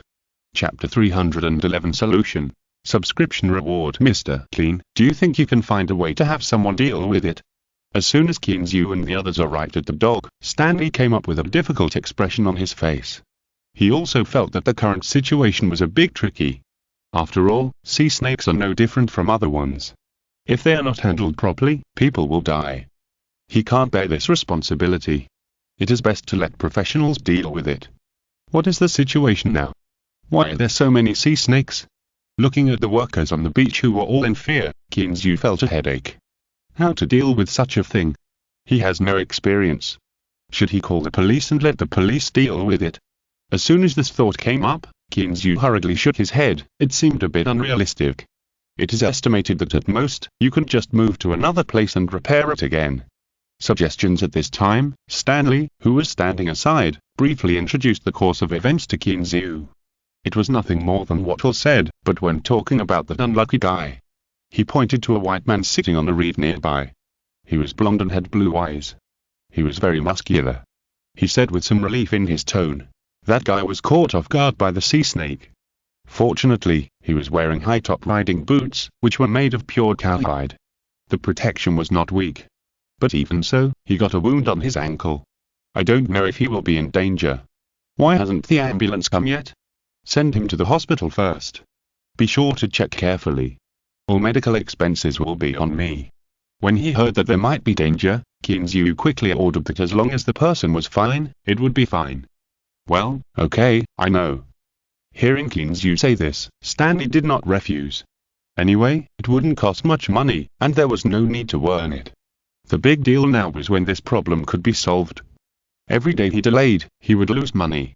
He raised his wrist to check the time. Kinzu was a little puzzled. It had been a while since he came here. Why hadn't the ambulance arrived yet? Just as he was thinking, he heard the rhythmic sound of an ambulance not far away. After a while, an ambulance with a red cross on it drove over, the door opened, and several big men in white coats got out and walked towards them quickly. Kinzu looked at them in a daze, not for anything else, but these little nurses, their looks are a bit too good, right? Look at their big breasts, thin waists and beautiful buttocks, all of which reveal a charming charm, which is simply tempting those patients to commit crimes. In particular, coupled with the fitted white nurse uniforms on their bodies, it looks like people want to take off their uniforms that are in the way and feast their eyes. Even though he felt a little anxious now, Kinzu couldn't help but have a thought in his heart. If I were their patient, wouldn't I be so happy? Mr. Clean, then I'll let them go to the hospital first. Although Stanley was also a little dazed, he was also a person who had seen big scenes after all, and he was much calmer than Kinzu, a little loser. After helping a few nurses to help the injured strong man into the ambulance, he called a few workers to take care of him together, and then came back to Kinzu. Stanley, why don't you go with us? Coming back to his senses from his thoughts, Kinzu looked at the ambulance going away, staring at Stanley with some doubts. As the boss, shouldn't he go? I'll let a few people go with you. Mr. Clean, let's think about what to do here now. Looking at the suspended construction site with a worried face, Stanley hesitated for a while, and still suggested, "Clean, why don't we let the police handle it? We have built docks for so many years and have never encountered such a thing." "Okay, in that case, let's call the police first." Looking at the group of workers next to him who looked a little panicked, Kinzu's face was also a little confused, so he picked up the phone and called Stella. After explaining the general situation to Stella, Kinzu could clearly feel that the Revere police chief was speechless. However, he finally gritted his teeth and agreed, saying that he would send a few policemen to check the situation first. After hanging up the phone with a wry smile, Kinzu could already imagine that the big boss of the Revere Police Department must be very helpless at this moment, right? And Kinzu was right. Stella, who was in the Revere Police Department at the moment, was rubbing his head with a headache. What the hell did he think of himself? Why did he call the police for everything? But even though he had a headache, he really didn't dare to ignore it. He couldn't afford to offend this uncle. After picking up the phone on the table and instructing a few of his capable men to rush over, Stella lay down on the boss chair a little weakly. This broken chief was really aggrieved. Besides, although Kinzu knew that this matter must have made Stella speechless, he had no good way now, so he could only treat the dead horse as a living horse. After all, in his large fishing ground, with several kilometers of coastline, only here the water is the deepest, which is the most suitable for building a dock. Other places can be built, after all, it is a gravity dock. Just fill it directly into the sea. However, the amount of work and the price are painful even for Kinzu, because it is doubled in a straight line. Maybe in some places, it is more than doubled. Sighing, Kinzu looked at Stanley's bitter face and couldn't help but say apologetically, "How about this, Stanley, since we can't start construction now, let everyone rest for a few days, and wait for me to think of a way to deal with this place. In that case, I will let them go back first." At this point, Stanley also sighed helplessly. Kinzu gave them a stock with labor and materials, and Kinzu didn't have to pay extra wages. Now, the time for them to complete the work is far away. Well, that's it, those who are fine can go back first, and leave a few people here to wait for the police. After signaling Stanley to let the others go back first, Kinzu carefully approached the half-demolished old pier. At this moment, the sea surface under the pier was still a little turbid, and from time to time, some slender sea snakes with zebra-like colors emerged from the sea, clearly telling Kinzu that this place is now their world. Damn, where did these guys come from? Looking at the sea snakes that occasionally emerged on the sea, there must be dozens of them on the sea alone, right? Is there a snake nest under this old pier? Mr. Clean, what you see now is only a small part of them. You don't know that when the pier was opened just now, it was densely packed with all these snakes, and there were several of them that were more than 3 meters long. Stanley and Will next to him were afraid that Kinzu would have an accident, so they hurriedly followed him, but it was obvious that Stanley meant that they really poked into a snake nest. Let's cast some nets and catch these guys later. Thinking of the sea snake's body, it seemed to be quite valuable. Kinzu couldn't help but look at Will and Stanley with expectation. Thank you Langzi for the 500 starting coins reward, and thank you Fenxi for the reward support. There is no computer in this broken hotel. These 2 chapters were coded by mobile phones. It's a new week. I will continue to ask for subscriptions, rewards, recommendations, etc. I want everything. Leon is easy to feed and not pick it. Chapter 312 Dilemma. Boss, this place is too close to the shore, it's hard to cast the net, and these guys must have their own nest, otherwise, it's impossible that they haven't been discovered for so many years. Shaking his head, Stanley looked at Will with a wry smile, wanting to see what the old fisherman would say. In fact, he had thought about this method from the beginning, but he felt that it would be very difficult to implement it. Yes, boss, this is the shore. Let's not talk about whether our fishing boat can come here. Even if it comes, our trawl net can't be used. Will frowned slightly, thought for a while, and decided to tell Kinzu directly. However, the words of the 2 people obviously hit Kinzu hard. The solution that he thought was perfect, killing 2 birds with 1 stone, was actually criticized mercilessly. Then think about it, what should we do now? Looking at the sea snake floating up and down freely in the sea, the arrogant look seemed to be a provocation to Kinzu. Little guy, come and hit me if you dare. Just when they were frowning, a siren sounded in the distance. Soon, 3 police cars with flashing lights stopped in front of the dock. The car door opened, and more than a dozen fully armed policemen came to the few people and introduced themselves to each other. After a few pleasantries, the leading white police officer, who looked to be in his 30s or 40s and exuded a fierce aura, asked Kinzu very politely.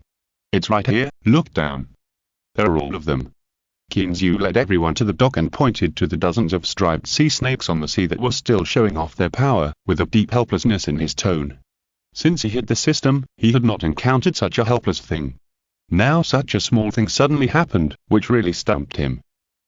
Looking at the densely packed sea snakes swimming on the sea, even the fully armed American police couldn't help but take a breath, and even their scalps couldn't help but feel a little numb. This is different from facing the thugs. Even if they were facing thugs with guns, they had never been afraid. But today, they really couldn't help but have a feeling of fear in their hearts. Although thugs are not very common, they have encountered them more or less, but this situation is the first time they've encountered it. That's a sea snake. As everyone knows, sea snakes are poisonous and deadly. How many are there on the sea now? No one can count them calmly.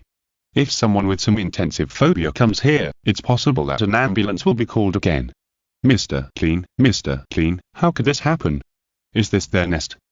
The leading white policeman, who exudes a fierce aura and is introduced as Bison, couldn't help but step back 2 steps after seeing the situation on the sea. I don't know if it was Kinzu's illusion, but he always felt that the fierce aura of this guy named Bison seemed to have suddenly weakened. "I want to know, Officer Bison, that's why I called the police." Spreading his hands, Kinzu showed an expression that said, "You are the experts, tell me why." A dozen fully armed American police officers looked at each other, and finally everyone's eyes were focused on Bison, which meant, "You are the boss, we listen to you." Although he had already scolded these incompetent subordinates in his heart, Bison still forced a stiff smile, looked at Kinzu, and said awkwardly, Well, Mr. Clean, we still have to get the certificate first and go back to the bureau to discuss it. I will give you an answer in a few days. Let's suspend the construction for a few days, and let the workers pay attention to safety and don't cause any more trouble." At the beginning, Bison's words were still a little embarrassed, but at the end, he became more and more motivated and smoother, and even had a sense of righteousness. Although he didn't want to offend Kinzu, if there was a murder case like this, his fate would not be much worse than offending Kinzu. So in this kind of thing, he would rather Kinzu feel uncomfortable now, and he would take all these precautions in advance. "I know all this, I just want to know how to solve this problem now. I'm still waiting for the construction." Kinzu rolled his eyes helplessly, looking at the righteous policeman in front of him, very speechless. "I asked you what to do now. You are so good, you are lecturing me."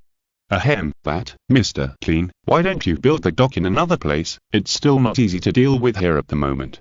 "Don't ask Kinzu so much, Bison is really a little overwhelmed," so he suggested with an embarrassed face.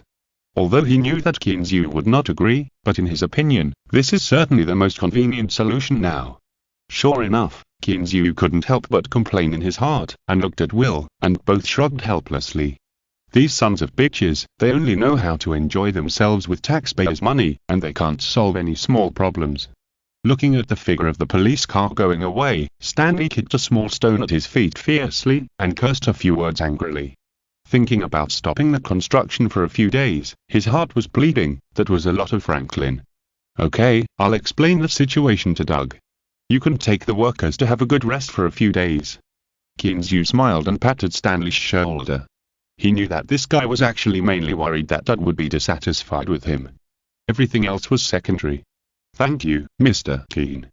You know, the performance of the branch is related to our commission and promotion." Stanley couldn't help but smile awkwardly when Kinzu saw through his thoughts at a glance. But it was good that way. With Kinzu talking, it didn't matter if they took a few days off. "Well, don't worry, I'll talk to him. You can go back first. I'll call you when I think it's over." Looking at the messy construction site, Kinzu sighed, waved his hand casually, and asked Will to work hard these days. After looking at the construction materials, he walked towards the villa. Back to the villa, Kinzu went directly to the second floor. At this moment, the confetti on the coffee table, which originally exuded an attractive tea fragrance, was only slightly warm. After pouring out the tea and boiling a new pot of water, Kinzu lazily lay down on the lounge chair again and began to think about how to solve this problem. First of all, the dock cannot be changed, that's for sure. Even if Kinzu is willing to spend this money, there is a sea snake nest not far away, which is a huge safety hazard. Just think about it, if one day you are not careful and are kissed by the sharp fangs of these guys when you pass by or do something nearby, then you can say goodbye to this colorful world. Kinzu shook his head violently and cursed angrily. No, these guys must be dealt with. At worst, he can get a high voltage of several thousand volts and release it. I don't believe that they can't be electrocuted to death. Chapter 313 The Mysterious Seabed. After returning to the living room, Eva was cleaning up the dishes. Kinzu leaned against the kitchen door frame and watched her busy with a smile. How was it? Eva, do you feel like you learned something? Oh, boss, I feel like I learned a lot. Uncle John is indeed an old cowboy who can manage this ranch in an orderly manner without any investment. His level is really high. Eva, who was busy, was startled by the sudden voice behind her, and even the plate in her hand was almost not steady. Well, that's good, John is still very capable. Nodding in agreement, Kinzu saw that Eva was a little absent-minded, so he didn't bother her, but turned around and walked upstairs. Looking at Kinzu's receding back, Eva was a little dazed. Recalling the voice she heard when she came back in the afternoon, she felt that her heart seemed to be stirred by something. Kinzu went upstairs and saw that it was still a little early. He didn't go back to the bedroom, but went directly to the open-air garden again. At this time, the harpy eagle couple had returned. Seeing Kinzu come in, they fluttered their wings and looked very happy. Kinzu, who seemed to be in a good mood, looked at the growing harpy eagle, and an idea flashed through his mind. Yeah, why didn't I think of it at the beginning? Kinzu slapped his thigh hard, sat down on the recline, turned on the system, and chose the vision sharing. That's right, Kinzu thought of fighting poison with poison. When he first saw the harpy eagle, Kinzu's first reaction was to let them hunt sea snakes. But think about it, there are so many sea snakes, relying on these two guys to hunt, how long would it take? Moreover, sea snakes don't always float on the sea, so this idea is obviously not realistic. But from the eagle, Kinzu thought of snakes. Since your natural enemies can't do anything to you, what about your peers? Think of it and do it. After Kinzu switched his sights to cheese, this guy was hunting. But Kinzu's time was very precious. He dropped half of the sea fish and controlled the giant python's huge body to head towards the pier. After a while, Kinzu arrived at the pier. There was no one on the pier now. Because of the fear of accidents, Kinzu did not allow Elle and other fishermen to come to the pier. Coincidentally, this also reduced a lot of unnecessary trouble for the giant python's activities. After arriving at the pier, Kinzu looked around and ignored the few small snakes that were obviously a little scared. Instead, he chose to dive directly under the sea. He wanted to see what secrets there were here that could gather so many sea snakes, but they insisted on not moving even after being disturbed. You know, snakes are also afraid of people. After being disturbed, few snakes will stay in the same place. Basically, they will move to another place to live. But the pier is very different. After being discovered, not only did they not decrease, but they seem to be increasing slowly. Yes, there are more, Kinzu is sure, because the number of sea snakes floating on the water surface is obviously more than that in the afternoon, and the species has changed from a single species to 5 or 6 species. Slowly, Kinzu dived deeper and deeper. The depth of this old pier is about 6 or 7 meters. Kinzu only spent a few seconds to reach the bottom of the sea. However, the situation on the bottom of the sea was far beyond his expectations. According to his idea, even if there are not thousands of snakes on the bottom of the sea, there must be at least hundreds of sea snakes playing, right? But what is the fact? There is not a single one. Yes, there is not a single sea snake on the bottom of the sea, only a few scattered reefs and some plants in the seaweed. Damn it, it's weird. Did they see it wrong? Or did the sea snakes run away? Kinzu was a little at a loss after moving around the bottom of the sea for a long time. Is there really no sea snake? No, it must be wrong. He looked up at the dozens of sea snakes vaguely above. It is impossible that there are only so many snakes. There must be something wrong. Let me think about it. Although he couldn't feel the temperature of the seawater while curled up on the seabed, he did feel a chill in his heart. It seemed that something was watching him. He shivered involuntarily, and he didn't care to think too much. He subconsciously swam to the surface of the sea. He wanted to see what those guys on the sea wanted to do. Don't they know how to rest? After slowly floating to the surface of the sea, Kinzu showed a huge python head not far away, watching everything in front of him coldly. Under Kinzu's gaze, the sea snakes on the sea surface swam happily for a while, then swam down again and quickly disappeared from his sight. He stared at a few different snakes in disbelief. Qinzu was sure that these guys were swimming under the pier, but where were they? Once again returning to the seabed, looking at the empty and somewhat desolate surroundings, Qinzu was dumbfounded again. What the hell is going on? Qinzu couldn't help but curse in his heart. He stared at the snakes fiercely and decided to follow them this time. This time he stared at an unknown sea snake with a dark green body. The length of the sea snake was about 112 meters. At this moment, it was swimming leisurely on the sea surface. Qinzu didn't care about anything else. He just stared at the dark green sea snake. He didn't believe that this guy didn't go down. Sure enough, this dark green sea snake did not disappoint Qinzu. After swimming for several circles, it suddenly raised its head and then plunged into the sea. Seeing this, Qinzu quickly speeded up and followed, keeping about 2 meters behind the dark green sea snake. However, less than 3 seconds after diving down, Qinzu only had time to see a dark green shadow flashing in front of him. When he looked down carefully, he could no longer see the shadow of the dark green sea snake. Fuck, is this a haunted place? Stunned, Qinzu cursed fiercely in his heart. Even though he was now a giant python, he felt goosebumps all over his body. It was really too weird. Right in front of his eyes, a shadow flashed by, and then nothing happened. This is too abnormal, right? No, I don't believe it today. Qinzu was also a little angry now. Good guy, is this a typical way of looking down on our eyes? Obviously, I saw them in front of me, but in the blink of an eye, not to mention sea snakes, even ghosts could not be seen. In the empty seabed, Qinzu searched again without giving up. He floated to the surface again and continued to stare at the group of small pythons. If he didn't figure this out today, he would go crazy. This time, Qinzu was staring at a sea snake with some bright colors. All over its body, there were some gorgeous patterns, colorful, and it looked particularly beautiful. However, no matter how beautiful it was, Qinzu was in no mood to look at it. His eyes, which were already quite large, were now even wider, fearing that he would miss even the slightest detail. After a while, this sea snake also dived towards the bottom of the sea like the previous one. Si est escuchando esta novela en un canal distinto a mundo fanfic novelas, significat lo descarga and y subir en sinisfuerzos invitamos cordialmente a visitar nuestro canal. Mundo fanfic novelas all encontrar la versión original de esta historia y podrás explorar muchas otras novelas de diversos narradores. Te esperamos para sumergirte en un mundo de novelas incredibles. Chapter 314.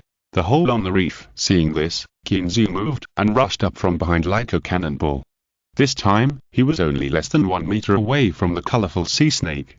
However, the expected panic and the scene of fleeing back to the nest did not appear in front of him. The colorful sea snake just turned its head to look at him, and then continued to dive to the bottom of the sea slowly as if it did not notice him. Although he couldn't figure it out, Qinzu would not give up this good opportunity. He followed it from behind, with his eyes wide open, afraid of missing something. God will not let down those who work hard. When Qinzu followed the sea snake to the place near the seabed, the colorful sea snake finally made a move. The sea snake, which was originally vertically downward, suddenly turned around, and under Qinzu's stunned gaze, it slammed into a reef more than 1 meter high next to it. Fuck, is this guy crazy? Just when this thought flashed through Qinzu's mind, everything in front of him was beyond his expectations. The colorful sea snake, which should have been hit and bleeding, was slowly disappearing. First the head, then the body, and then the tail. The more than 2 meter long sea snake slowly sank into the dark seabed reef in front of Qinzu. What the hell is going on?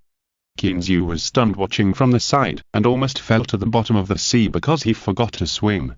If it weren't for the fact that he was now a python, Qinzu really wanted to rub his eyes hard with his hands to see if he had seen it wrong. He remembered that the reef was just an ordinary reef, but what was going on now? After hesitating for a moment, Qinzu decided to go and have a look. This place was full of weirdness. He couldn't sleep without figuring it out. Otherwise, how can they say that curiosity kills the cat? Just when Qinzu arrived at the reef, before he had time to take a closer look, he felt a familiar dizziness suddenly hit him. Fuck, this time limit is too bad. Qinzu only had time to complain in his heart, and his thoughts gradually returned to his body. Reaching out and rubbing his still dizzy head, Qinzu felt that this time limit was too bad. What kind of place is that? After calling the giant python back in his heart, Qinzu stood up from the recline, slowly walked to the balcony, and looked at the endless starry sky. His thoughts were a little messy for a while. Thinking back to the mysterious big rock on the seabed, Kinzu's heart was like being scratched by a cat, itchy. He wished he could go down now and smash that big rock. Forget it, go to bed. Kinzu suppressed the urge to go diving at night and walked towards the bedroom, ready to sleep first and go there tomorrow morning. Boss, you haven't slept yet. Just when he came to the second floor, Eva just came out of Dale's room. After seeing Kinzu, she greeted him with a slightly red face, and then fled back to her room. What's wrong with this girl? Kinzu looked at Dale, who came out with him, and was very puzzled. Why did she blush when she saw him? Hehe, it's okay. She might be too tired today and is in a hurry to go back to bed. Thinking back to the topic the two sisters talked about in the room just now, Dale's expression was a little unnatural, but she still covered it up well. Oh, so, then you should rest early too, I'll go back first. Hearing Dale's words, Kinzu didn't care and went back to the bedroom directly. Now, all he could think about was the big reef on the bottom of the sea. Looking at Kinzu's back, Dale couldn't help but breathe a sigh of relief, and then looked at the tightly closed door next door, and the corners of his mouth couldn't help but curl up. The next day, just at 6 o'clock, Kinzu was awakened by the alarm clock he set. He rubbed his somewhat confused eyes and quickly got up to wash up in the bathroom. Things that usually take 10 minutes, today he only took 1 minute to get everything done. After lying back on the bed, Kinzu switched his perspective to the giant python. At this moment, the giant python was taking a nap beside the dog. The early morning sun, shining on its golden scales, there is a kind of beauty that makes people palpitate. Yesterday, Kinzu let it stand by here, just to save time. Kinzu switched everything over and controlled the still lazy giant python to dive into the sea. At this moment, there was still a dense group of sea snakes swimming on the sea surface. When they saw Kinzu coming, they just turned their heads and looked at him twice, and then ignored him. They probably thought he was a huge fellow of the same species. It only took Kinzu a few seconds to come to the huge black stone again and began to explore along the stone. Sure enough, Kinzu made a new discovery this time. There were many holes on one side of this black stone, some large and some small. The diameter of the big one could be more than 20 centimeters, and the small one was 5 or 6 centimeters. Isn't this too secret? Could their nest be here? Did they live on the seabed? Looking at the holes that were almost invisible if they were not close to the stone, Kinzu's heart was full of doubts. He knew that snakes like to dig holes, but he had never heard that snakes can dig holes. As far as he knew, snakes usually dig holes made by rats or other animals, but they themselves cannot dig holes. Looking at his body, Kinzu looked at the small hole again. Well, I should be able to get through, right? Kinzu muttered to himself, and prepared to crawl down along the hole. Isn't there a saying? No venture, no gain. He was also trying his best now, because he had a curiosity comparable to that of a woman. After looking around again and finding that there was no movement, Kinzu carefully put the huge python head in. It was very dark inside. This was Kinzu's first reaction. The hole was a bit small. This was Kinzu's second reaction. Turning the tightly stuck python head, Kinzu frowned. He felt like he had stuffed his head into a narrow railing, and he felt like he was riding a tiger and couldn't get off. Go in. The hole was a bit small, and everything inside was unknown. If he suddenly encountered any danger, he would not even have a chance to escape. But, don't go in. He was a little unwilling. He had already come in, and it seemed a bit cowardly to just retreat like this. Damn it, let's fight. I don't believe I can't beat them. Time waits for no one. There are only 10 minutes left. If he hesitates any longer, the opportunity will be lost. Thinking of what Stanley said, there are only a few sea snakes 5 or 6 meters long. Kinzu gritted his teeth and decided to give it a try. Just when Kinzu made up his mind and began to squeeze into the cave, he suddenly heard a click sound, as if something suddenly broke. Just like a wooden board. Then, Kinzu felt his whole body suddenly loosen, and the feeling of being stuck disappeared instantly. Instead, it was replaced by a kind of relief from the heart. Thank you Langzi for the reward of 500 starting coins, and thank you Fenxi for the reward and support. It's the Dragon Boat Festival. Did the book Friends eat Zongzi? Chapter 315. Sea Python surrenders. What is this? A wooden board. Kinzu quickly retreated from the hole and looked at the thing in front of him. It was broken into an irregular hole with a diameter of 50 to 60 centimeters, and his eyes were full of disbelief. A wooden board. This means that it was done by humans. Could it be that it was accidentally left behind when the dock was built? Although he had some guesses in his mind, Qinzu was afraid that it was a false alarm. At this moment, he could only comfort himself in his heart. When his mind calmed down a little, Qinzu couldn't wait to step forward. He wanted to confirm whether his guess was true. He raised his tail, which was as thick as a thigh. Qinzu exerted force violently. The huge tail cut through the obstruction of the seawater, carrying the force of thunder and lightning, and with the large stone that seemed to be made of wooden boards. Suddenly, the clear seawater rolled around, and the originally calm seabed suddenly stirred up waves of mud and sand. PFFT. PFFT. Because they were too close, Qinzu's mouth was inevitably washed into some mud and sand, causing him to retreat temporarily. After a while, the mud and sand slowly receded, and a huge hole with a diameter of more than 1 meter appeared where the huge rock was originally erected. Qinzu was about to go forward again to see the situation inside to prove his guess, but he saw that the seawater in the big hole suddenly rolled violently again. While Qinzu was stunned, 2 huge sea snakes as thick as thighs, no, this size should be called sea pythons. The 2 sea pythons, with a large group of sea snakes, rushed out of the hole with great momentum, and the target was Qinzu, who was still in a daze. Shwa. Although Qinzu was still in a daze, the pair of sea pythons would not be polite to him. They hated this bastard who destroyed their home. After coming close, without even saying hello to this fellow who seemed to be of the same kind, one of the slightly larger sea pythons directly lashed out with its tail. Awakened by the sound of the surging waves coming from the side, Qinzu sank to the bottom of the sea and barely avoided the tail. But then, the familiar feeling of the surging seawater came from behind him again. Without looking, Qinzu knew that it must be the tail of another sea python. But knowing it was useless. Now he had just stabilized his body. How could he have time to dodge the tail behind him? In desperation, Qinzu also quickly swung his tail and quickly came into close contact with the giant tail behind him. Hiss! In an instant, Qinzu took a breath of cold air. The feeling of the 2 tails colliding instantly, a sharp pain came to his heart. That feeling was as if his hard tail, with the force of lightning, slapped on the harder rock. It was so painful. However, it was obvious that the sea python on the opposite side did not get any advantage. It was not as big as Qinzu to begin with, but was whipped several meters away in the sea by Qinzu's tail. Now, the other giant python that was about to come forward to hit Qinzu again was frightened and quickly retreated several meters away, fearing that he would do the same to him. At this time, Qinzu had time to look at these uninvited guests in front of him. Not to mention, these 2 sea pythons have quite a lot of younger brothers. Their own size is about 6 meters, but they have more than a dozen younger brothers who are more than 4 meters long. And from the looks of it, they are all very loyal. Even though their boss was beaten by him and dared not come forward, they still held their posts and did not retreat a single step.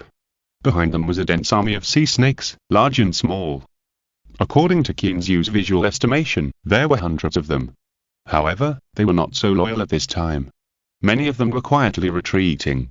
Obviously, the boss's retreat still put a lot of pressure on them. Hiss! Seeing that the 2 sea pythons were still afraid to move forward, Qinzu's confidence increased. He took the initiative to move forward 2 meters, stretched out his huge python head, and spit out his tongue at the sea pythons, full of provocation. After being provoked by Qinzu, the uninjured sea python immediately raised its head and responded to Qinzu fearlessly, then instantly accelerated and entangled with Qinzu. Qinzu knew that this guy wanted to compete with him in strangling power. Who told the python to only have these 2 moves? Just when he was about to have a contest of strength with it, Qinzu suddenly reacted. It seemed that he knew more than just these 2 moves, right? Seeing that the sea python was about to entangle him, Qinzu quickly pulled back and began to condense ice cones. Just when the sea python was gaining confidence and wanted to pounce and twist the guy who dared to challenge its majesty into a twist, a flash of ice blue light suddenly flashed in front of its eyes, and then it knew nothing.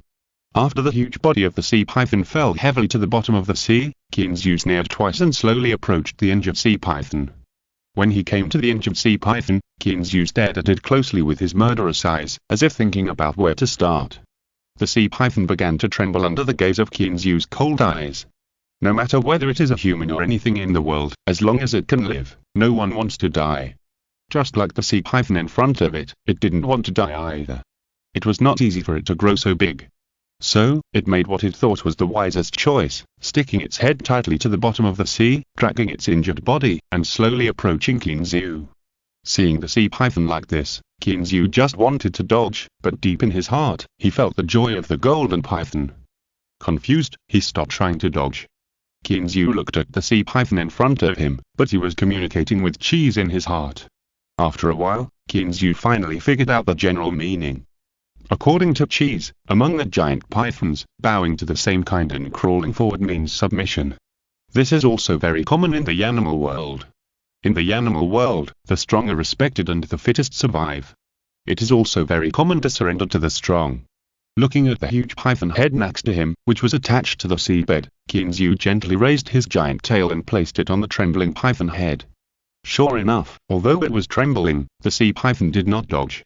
You know, in this situation, as long as Kinzu exerted a little force, the sea python would be decapitated.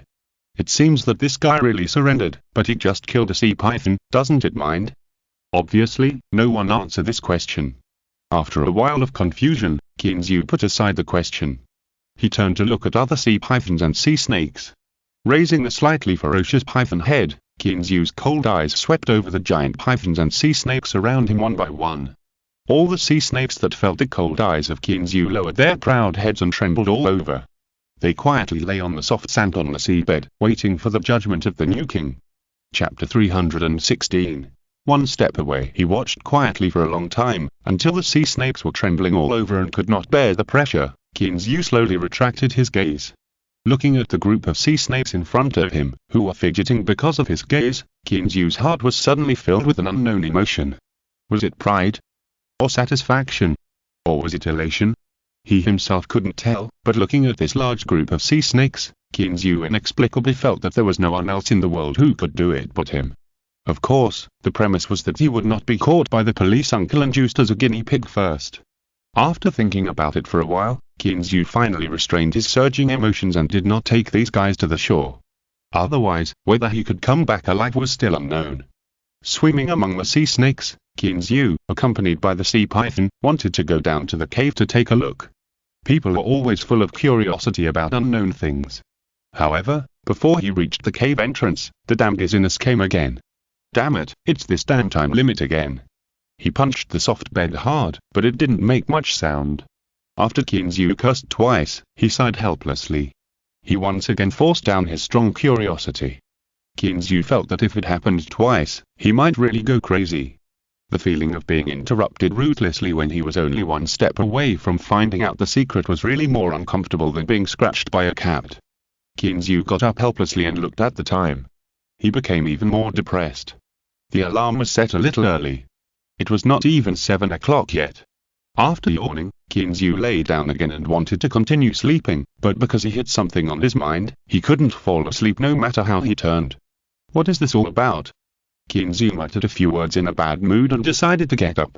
After getting up and changing clothes, Kinzu woke up the two yawning idiots and carried them downstairs. Compared with little Jerry, these two idiot huskies, for some reason, were not as lively and active as ordinary huskies and always liked to sleep in.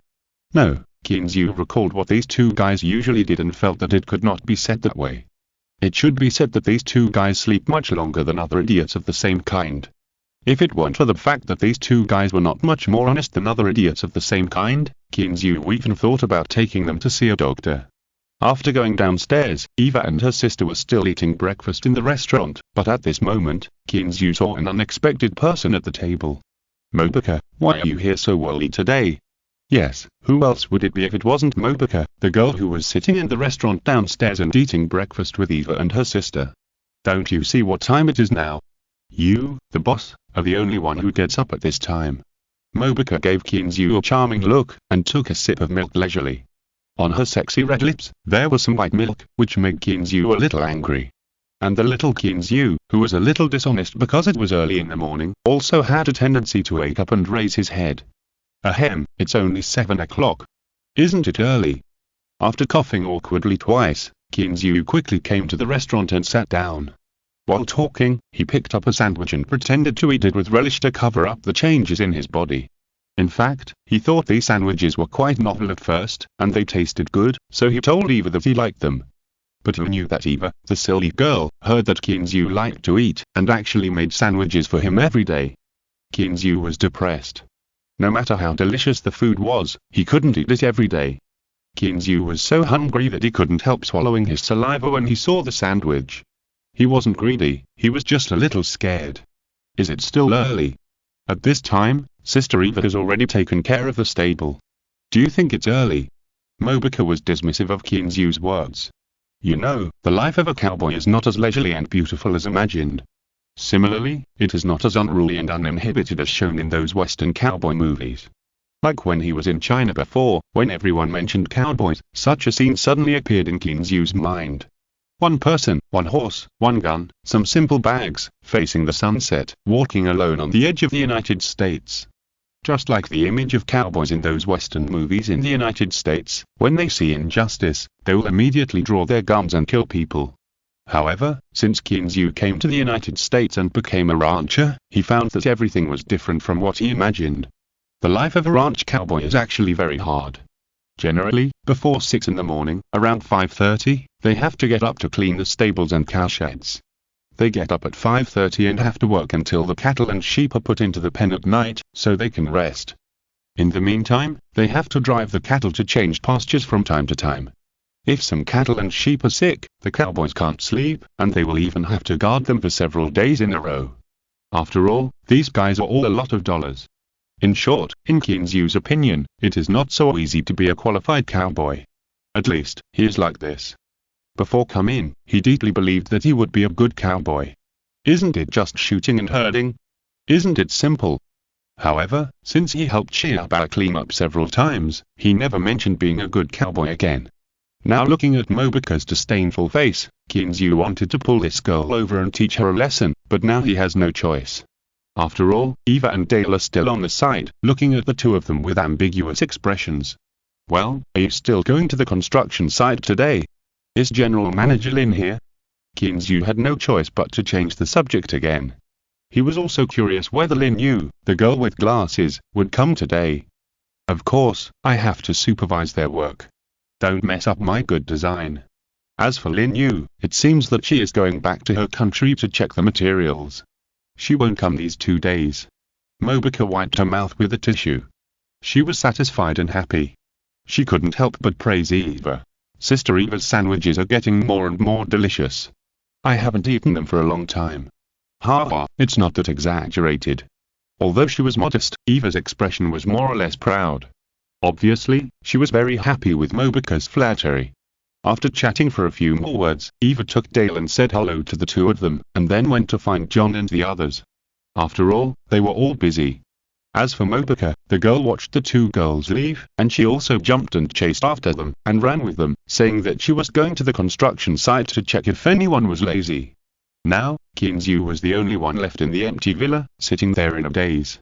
Thank you Langzi for the 500 starting coins reward. Thank you Jia Shao for the 599 book coins reward. Thank you Fengxiai for the reward and support. Thank you everyone. Chapter 317 Shipwreck. No way. Looking at the empty villa, Kinzu felt like crying but had no tears. These three little girls just left him like that. Want to catch up with them? But he felt that he couldn't do anything there and it would be boring. However, Kinzu was not willing to sit alone in the villa. After struggling for a long time, Kinzu decided to do something meaningful, such as making a pot of confetti and staying in the open-air garden on the balcony upstairs.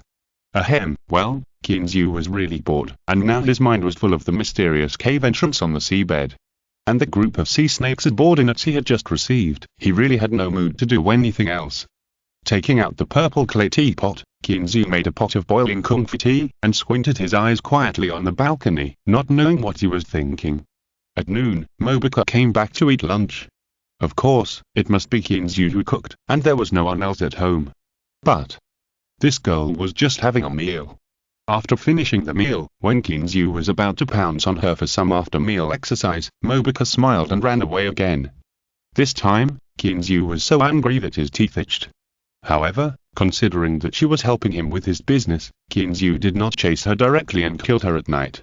After waiting for the unbearable 5 hours, Kinzu immediately switched his perspective excitedly and returned to Cheese's body.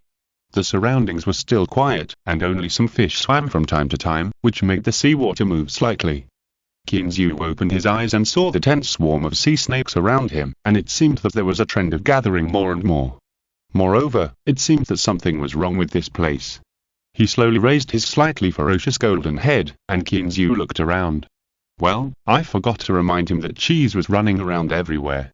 Fortunately, he was only 100 or 200 meters away from the big hole at this moment. Moreover, for a sea snake, which is a good swimmer, this distance is just a matter of a few breaths, and it can be reached in the blink of an eye. When Kinzu arrived at the cave again, there was no sea snake around. This discovery immediately made him overjoyed. It seems that cheese is quite capable. He knows to move all the obstacles in advance. Kinzu muttered to himself and poked his huge head into the cave. But what he didn't expect was that the cave was pitch black, and even with his current eyesight, it was a little difficult to distinguish. Now, Kinzu was once again in a dilemma. Should he go in? The future is uncertain, but shouldn't he go in? That curiosity has been surging to the point where it can't be suppressed. Gritting his teeth, Kinzu directly poked his head in, and then squeezed his body in step by step. This scene made the younger brothers behind him stunned. What is going on? Why is the boss going to where we live? Because of the sight, Kinzu was really clueless about the situation inside the cave. After moving forward for several meters, Kinzu finally saw clearly what was going on inside. At this moment, what appeared in front of several people was a closed space as big as a house. Looking at the materials around it, it seemed to be made of wooden boards. It looked like the cabin of a ship. Cabin? Sunken ship? Thinking of his guess, Kinzu's heart suddenly became hot, and even his breathing became heavier. In fact, since the beginning, when he found that the big stone was made of wooden boards, Kinzu had some guesses in his mind. In addition, when the big stone was broken directly, a big hole would be revealed. At the time, he was more certain of his guess. And now, looking at the hull structure of the ship, Kinzu felt that this was an ancient sunken ship that sank to the bottom of the sea. However, the posture of the big ship at this moment was a little wrong, as if someone had put it down vertically. In addition, after years of harassment, mud and sand have covered the surface of the ship, leaving only a stone-like hull outside, which also led to no one discovering it. At this moment, there is not much else in this space that is as big as a house. There are only a few black boxes scattered in a corner. It seems that they were accidentally knocked over by the sea snakes when they lived there. What is that? Kinzu muttered in confusion. Just as he was about to open it to find out, those seemingly solid wooden boxes broke into pieces in an instant, revealing some black things inside. When he swam to the black thing, Kinzu saw it clearly. What was in front of him seemed to be gold and silver. Thinking of the legendary shipwreck treasure, Kinzu's heart couldn't help but pounding. Although he is not short of money now, no one would complain about having too much money, right? After looking at a few boxes one after another, Kinzu found that they were all similar things, all black things that resemble gold and silver blocks. After another long walk, Kinzu found nothing except these 5 big boxes. Considering the time problem, Kinzu did not wait until the 10-minute limit to arrive. He picked up a few black things with his mouth and swam towards the dock. After several rounds, Kinzu finally completed a small part of the goal when the time was up. As for what is a small part of the goal? Of course, it is to get more of these black things. He still needs to test them. After retracting his complicated thoughts, Kinzu did not rush to the dock this time. He was still thinking about today's problems. First of all, how could there be a shipwreck on such a shallow seabed? Logically speaking, aren't shipwrecks generally concentrated in places where the water is hundreds of meters deep? How could it appear here? Moreover, why are there so many pythons in the shipwreck? Is it a coincidence? There happened to be 2 days when the sea python was, and what are those black things? The most important thing is, how big is this ship? If I guessed correctly, what I just entered was just a most ordinary cargo warehouse, and a ship has at least 5 or 6 cabins of different sizes. Thinking of this, Kinzu suddenly became excited, that is all wealth. After sighing, Kinzu got up and walked slowly towards the dock. Along the way, Kinzu was muttering in his heart, is it really that I have been lucky recently? Thinking back to his luck, Kinzu felt a little embarrassed. Is this a bit of bullying? After a while, Kinzu came to the old dock, and when he arrived at the dock, there were no more dense groups of sea snakes yesterday. They had all followed the golden python and moved to other places. After walking a few steps, Kinzu found what he needed on the beach. Looking at the dozen black things in front of him, Kinzu began to worry. Speaking of it, the method of identifying gold and silver is not that difficult, basically everyone can identify it. But what if you want to identify a piece of black charcoal? Chapter 318 Detection. The afternoon sun was emitting heat, but fortunately, the temperature in Boston was not too high. The temperature was just right. Sitting in the pavilion in the garden on the second floor, Kinzu looked at the dozen black metal blocks on the coffee table, and felt a little tangled. Although they looked like real goods, he felt uneasy if he didn't test them. Besides, if he didn't test them, he wouldn't even know the purity, so how could he sell them? You know, there are 5 large boxes of such things on the seabed. Moreover, the length, width and height of the boxes are at least about 1.5 meters, so how much can they hold? Thinking of this, Kinzu was excited. He was going to make a fortune. However, looking at the black things on the coffee table, Kinzu frowned again. Speaking of which, these things can be tested at any metal testing center. However, Kinzu felt guilty. It was obvious at a glance that these things were just fished out of the sea. If someone had bad intentions or reported him directly, he would lose a lot. Moreover, he still understood the principle of not showing off wealth since ancient times. It was safer to keep these things at home. After thinking for a while, Kinzu finally took out his mobile phone and looked through his address book to see if there was anyone who could help. After looking through it for a long time, Kinzu suddenly realized that his social circle was really pitifully small. By the way, since Doug's family can build ships, it should be easy to detect metal, right? Staring at Douglas's phone number on the screen, Kinzu hesitated. It was not that he was worried that Doug would have any thoughts about these things, but he felt that he seemed to have troubled this guy many times since he came to the United States. But now there are no other options, who made his social circle so narrow? Shaking his head and smiling bitterly, Kinzu still bit the bullet and dialed Douglas's number. Hi, Clean, my friend, you haven't called me for a long time, what's wrong? Is there anything? As soon as the call was connected, Douglas' hearty laughter came through the microphone. Hearing Douglas' words, Kinzu felt a little ashamed, as if it was true that he had never called this guy. But, you were a grown man, why should I call you for no reason? Although he complained in his heart, Kinzu still spoke with a hint of embarrassment and said, It's like this, Doug, I remember that you have a shipyard at home, so can you detect metal? Ha ha, Clean, are you kidding me? If I can't detect metal, what kind of ship can I build? Douglas on the other end of the phone, sitting in his own boss chair, listened to Kinzu's questions, and couldn't help shaking his head and laughing. Ahem, okay, then, I have something here that I want to test for ingredients. I wonder if you can help me ask them when they are free? Although he was despised by Doug, Kinzu was not angry, but felt a little embarrassed. His question was indeed redundant. No problem. My company seems to be open to the public, and I can also help others test metals. Hearing that it was just such a small matter, Douglas, who received Kinzu's call, was also a little depressed. For such a small matter, do you need to call me? By the way, where are you now? Do you need me to ask someone to go and get something this time? Sitting in the boss chair, Douglas waved his hand casually, motioning his secretary to make him a cup of tea, and then asked with a teasing tone. Ha ha, I won't bother you this time, brother. Just give me the address, and I'll go there myself later. After hanging up the phone, Kinzu was a little embarrassed. Thinking back, it seemed that Douglas had always been providing door-to-door service since they met.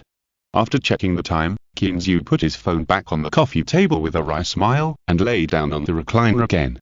Although the metal detection place is in Boston, it is too late today, so he should wait until tomorrow. Hey, lazy pig, get up. In a daze, Kinzu heard someone talking, but the voice seemed a little familiar. It's you, little goblin, aren't you at the construction site? It turned out that when Kinzu was dozing off, Mobika had already slipped back from the construction site. Not yet, but the main project has basically taken shape now, so there is no need to keep a close eye on it. Sitting opposite Kinzu without any hesitation, Mobika snatched the fruit basket next to Jerry, picked up a blueberry and put it into his mouth. While eating, he couldn't help but admire it.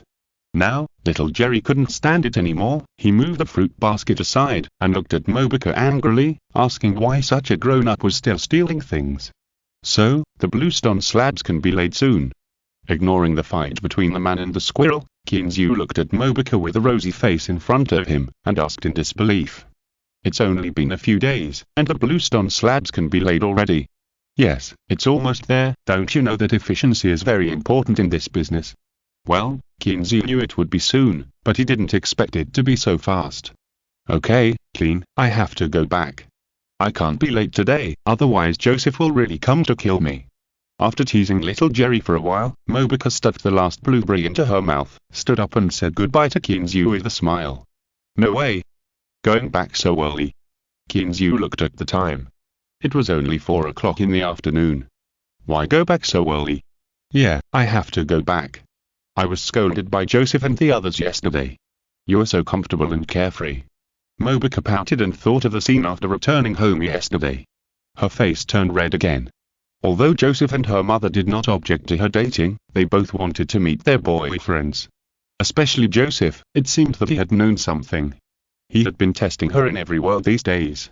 If she hadn't refused to admit it, Joseph would probably have come to her house to recognize his son-in-law.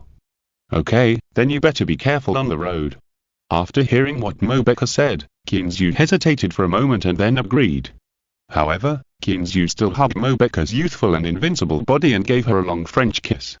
Mobica, who was already reluctant to leave, blushed from the kiss, and even her big blue eyes were full of endless affection, which made Kinzu feel a little flattered. See? My charm is so great. She's a foreign girl, but she's still obedient in front of me. After sending the reluctant Mobica to the car, Kinzu was tender in every way under her coquettish expression, which made her blue eyes, which were already full of tenderness, become even more watery and moving. Okay, stop it. I should go back. See you tomorrow.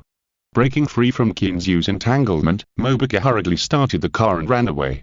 She was really afraid that if she stayed any longer, she would be reluctant to leave. Thank you Fengxia Ai for your reward and support, and thank you Jia Xiao for your reward of 599 book coins. Liuun will try to increase the update speed. I'm a part-time party, so please forgive me. Chapter 319. First salvage. Looking at Mobica's departing back, Kinzu laughed twice. Perhaps this girl got together with him because of alcohol and curiosity at the beginning. However, now, seeing her increasingly attached eyes, Kinzu knew that she could not run away. Thinking of this, Kinzu could not help but think of Zhu Mengyo in China. Although his offensive had not stopped for a day, she seemed to have some concerns. Her attitude towards Kinzu had always been ambiguous, neither refusing nor accepting. But she was very concerned about Kinzu, asking about his well-being every day, and acting like his girlfriend, which really made Kinzu scratch his head. Could she be the daughter of some big boss? She has not accepted me because I am a poor boy and I am afraid that my family will object. Sitting on the recline board, Kinzu's mind was in a mess, and he didn't know what he was thinking. Anyway, he felt that his emotional life was a bit messy. To be honest, his current mentality is still in the period of discomfort after becoming rich overnight. Although he has money, he doesn't know what he should do. This is actually a common problem for people.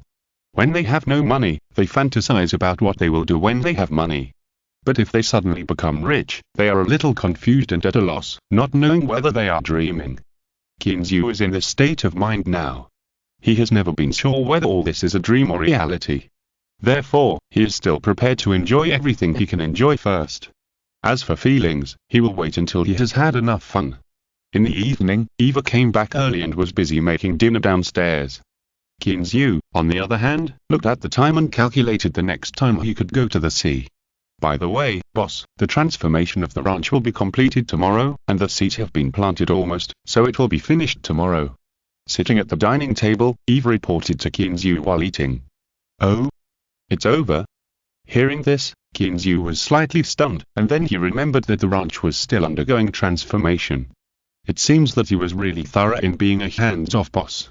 Well, it will be almost over tomorrow, but Uncle John has really exhausted Ons and the others this time. Thinking of the mistake John made, Eva couldn't help but giggle. Who would have thought that John, who has always been rigorous, would actually do things emotionally? It seems that I have to give this guy a big red envelope this time. He really worked hard this time. Thinking back to what happened a few days ago, Kinzu couldn't help but shake his head and smile bigly. However, it's good that it's like this, otherwise it really wouldn't be possible to finish it so quickly. After dinner, Kinzu said hello to Eva and Dale, and prepared to go out with a large basket of vegetables. Boss, it's so dark now, how about I go with you? Seeing Kinzu was going out, Dale stood up immediately. As a bodyguard, she still knew her duties and prepared to go out with Kinzu.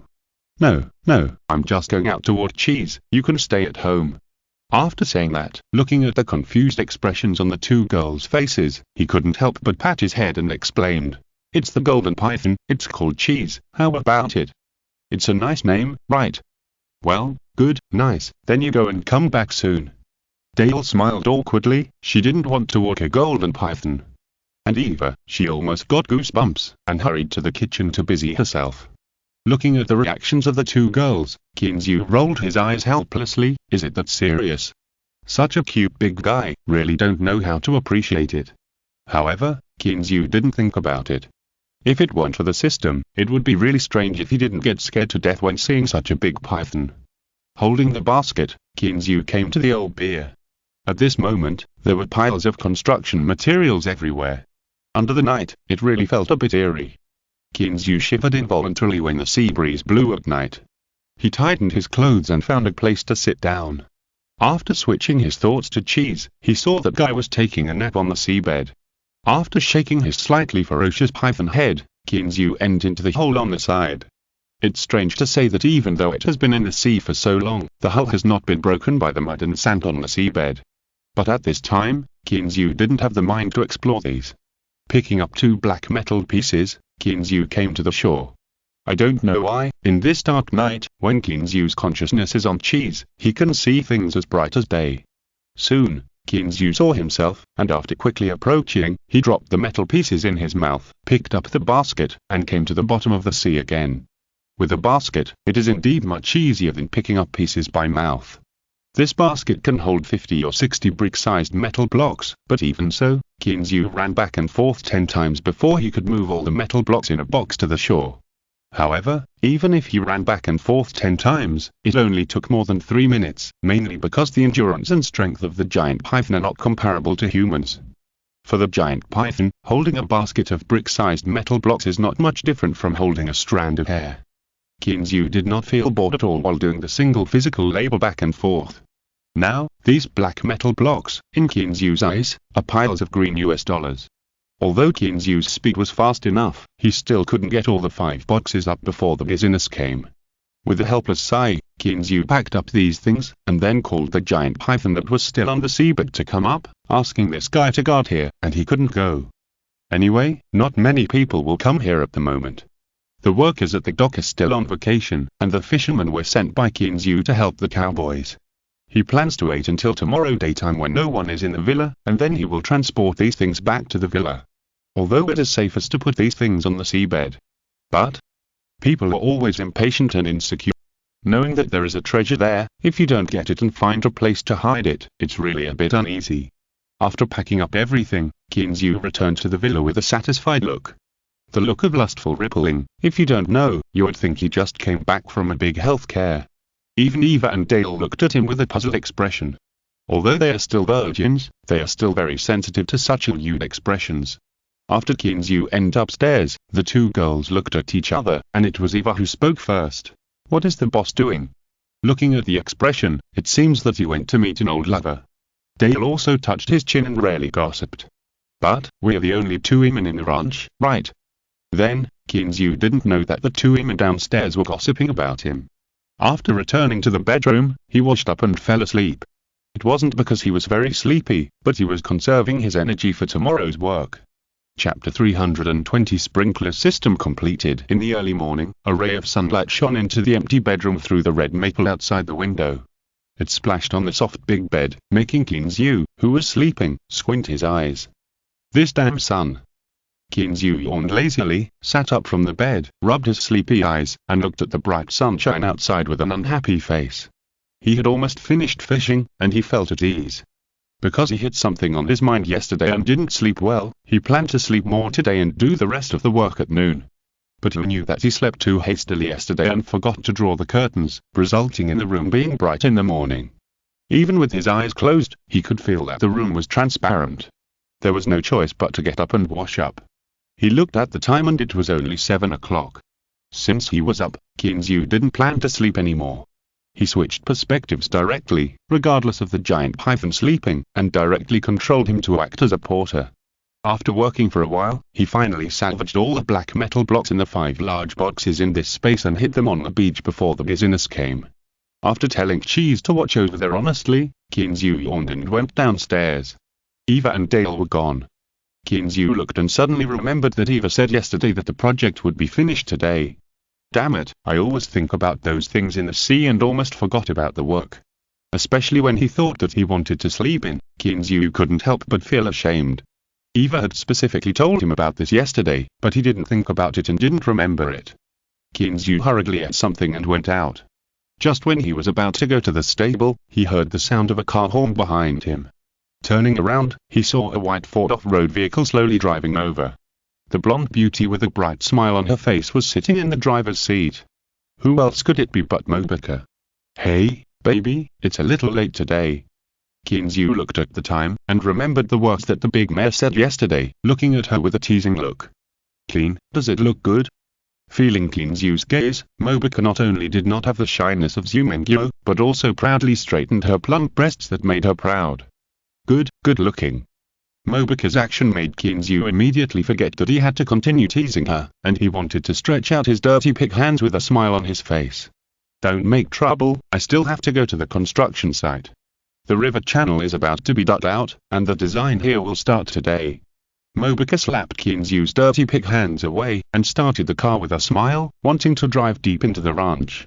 That's great, take me with you, I'm going to John's place. Seeing that there was no way to continue, Kinzu didn't pester her anymore, but opened the passenger door, just in time to get a ride, so he didn't have to drive. After a while, the Ford off-road vehicle arrived at the living area. It is a bit of a misnomer to call it a living area, because the cowboys all live in a villa not far away. Some of the bungalows here are either used as canteens or assigned by Kinzu to John and Eva as offices. According to Kinzu, managers should act like managers, and offices are indispensable. Even Eva, Kinzu said, was assigned to John as a secretary. Kinzu's move made John, the little old man, very excited. He thought that John had been a cowboy for half his life. Even though he had been in charge of the ranch for so many years, he had never sat in an office. Not to mention, there was a secretary now. Well, although he also knew that this so-called secretary was just here for training. However, this also made John, the little old man, completely devoted to Kinzu. After all, he had never enjoyed this kind of life that was like a dream. Boss, you're here.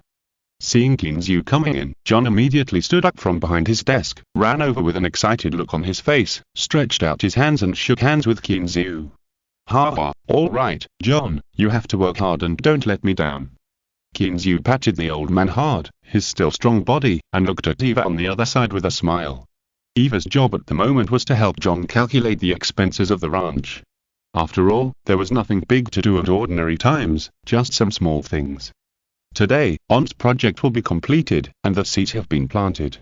The temporary workers can also be sent back. These days, Sooty has been very busy. As he said this, the old man shook his head with a look of reluctance, obviously feeling sorry for his wife. After all, he had to cook for so many people. Well, it's good that it's over. You just need to pay the temporary workers. I will pay once. After a pause, Kinzu thought about it and it seemed that there was nothing missing, so he said, then I will go over there to take a look. Call me if you have any questions.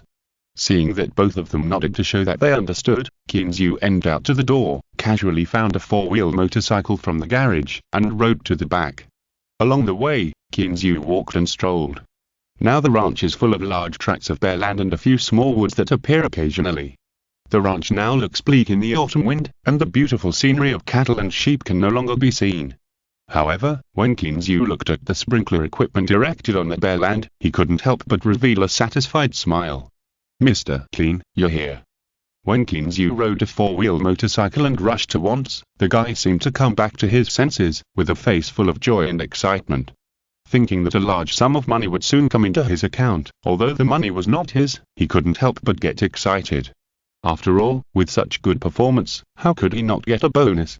Well, I'll just take a look. How is it? Can it be finished today? Looking at the sprinkler equipment that was still being installed, Kinzu looked at Once with a surprised face. What's wrong with this guy? Is it necessary to be more excited than me? Thank you Fenxi for your reward and support, thank you. Si est escuchando esta novela en un canal distinto a mundo fanfic novelas, significat lo descarga and y subir en sinis fuerzos invitamos cordialmente a visitar nuestro canal. Mundo fanfic novel is all in contrast la verse in original de esta historia y podrás explorar muchas otras novelas de diversos narradores. Te esperamos para su merged on mundo de novelas incredibles. Chapter 321 Heavy Metal. Mr. Clean, come and see. After this, all the sprinkler equipment has been installed. With just a light press, you can water the ranch as you like. Pulling Keen's you, Once introduced with saliva flying, not noticing Keen's you's somewhat stiff face. Ahem, okay, Once, when you finish here, come to the villa to find me, I have to go somewhere else. After 2 dry coughs, Keen's you looked at Once's somewhat crazy look and quickly changed the subject. He was afraid that if he continued to talk, this guy would burst a blood vessel. It is estimated that this guy was a little mentally abnormal due to John's oppression.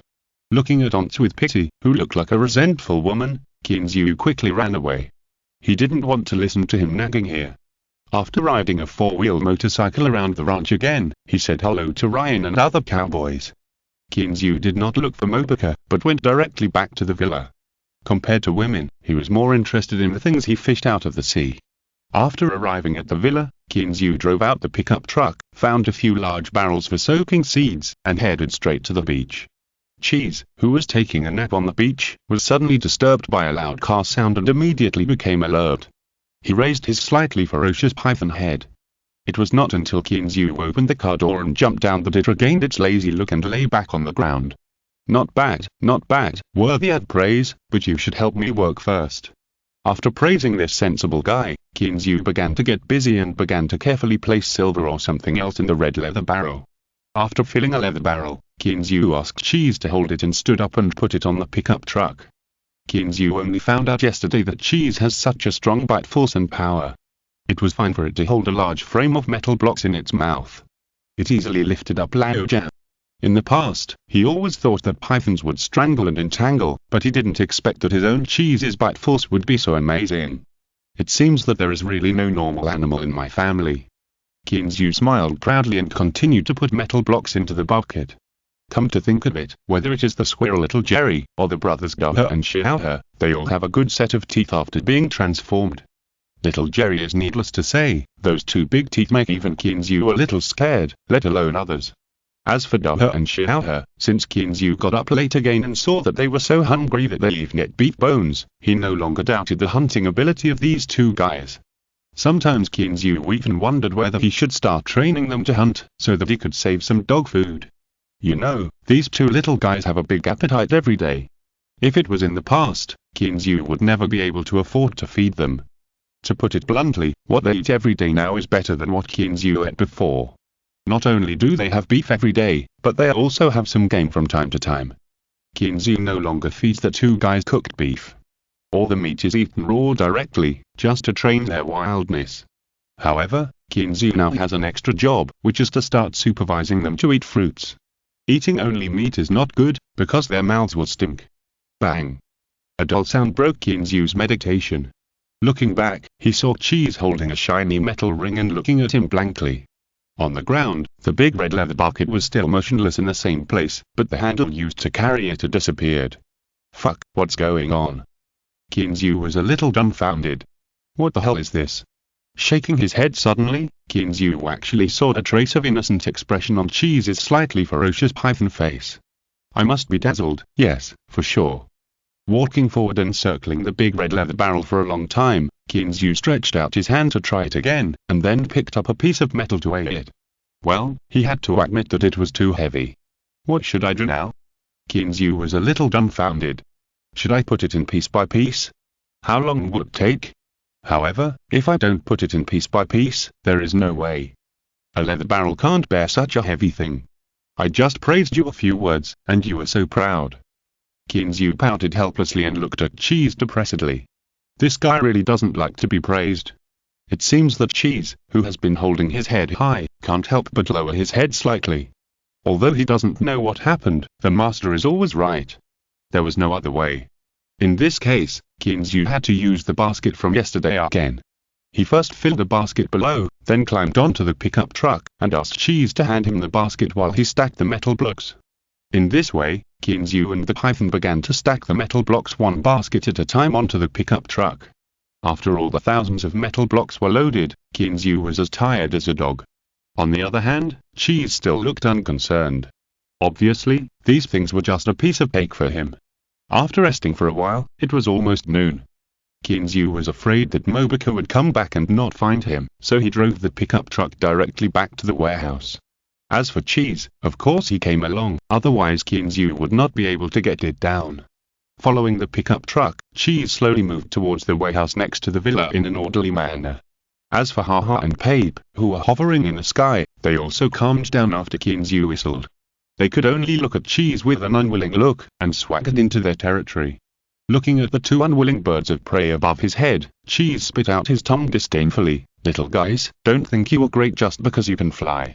If the master didn't let you, I could shoot you down with one shot. Okay, stop making trouble, you have to live in harmony. Reaching out and patting Cheese's big head, Kinzu gestured to it weakly to start working. As for living in harmony, well, he had to admit that it was a bit difficult. Repeating the previous process again, after a long time of busy work, Kinzu finally stacked the more than 3,000 pieces of metal blocks that looked like silver to one side of the warehouse. Generally, no one would come to the warehouse here, not to mention that Kinzu also used some camouflage, so unless someone deliberately took things away, these things would not be seen.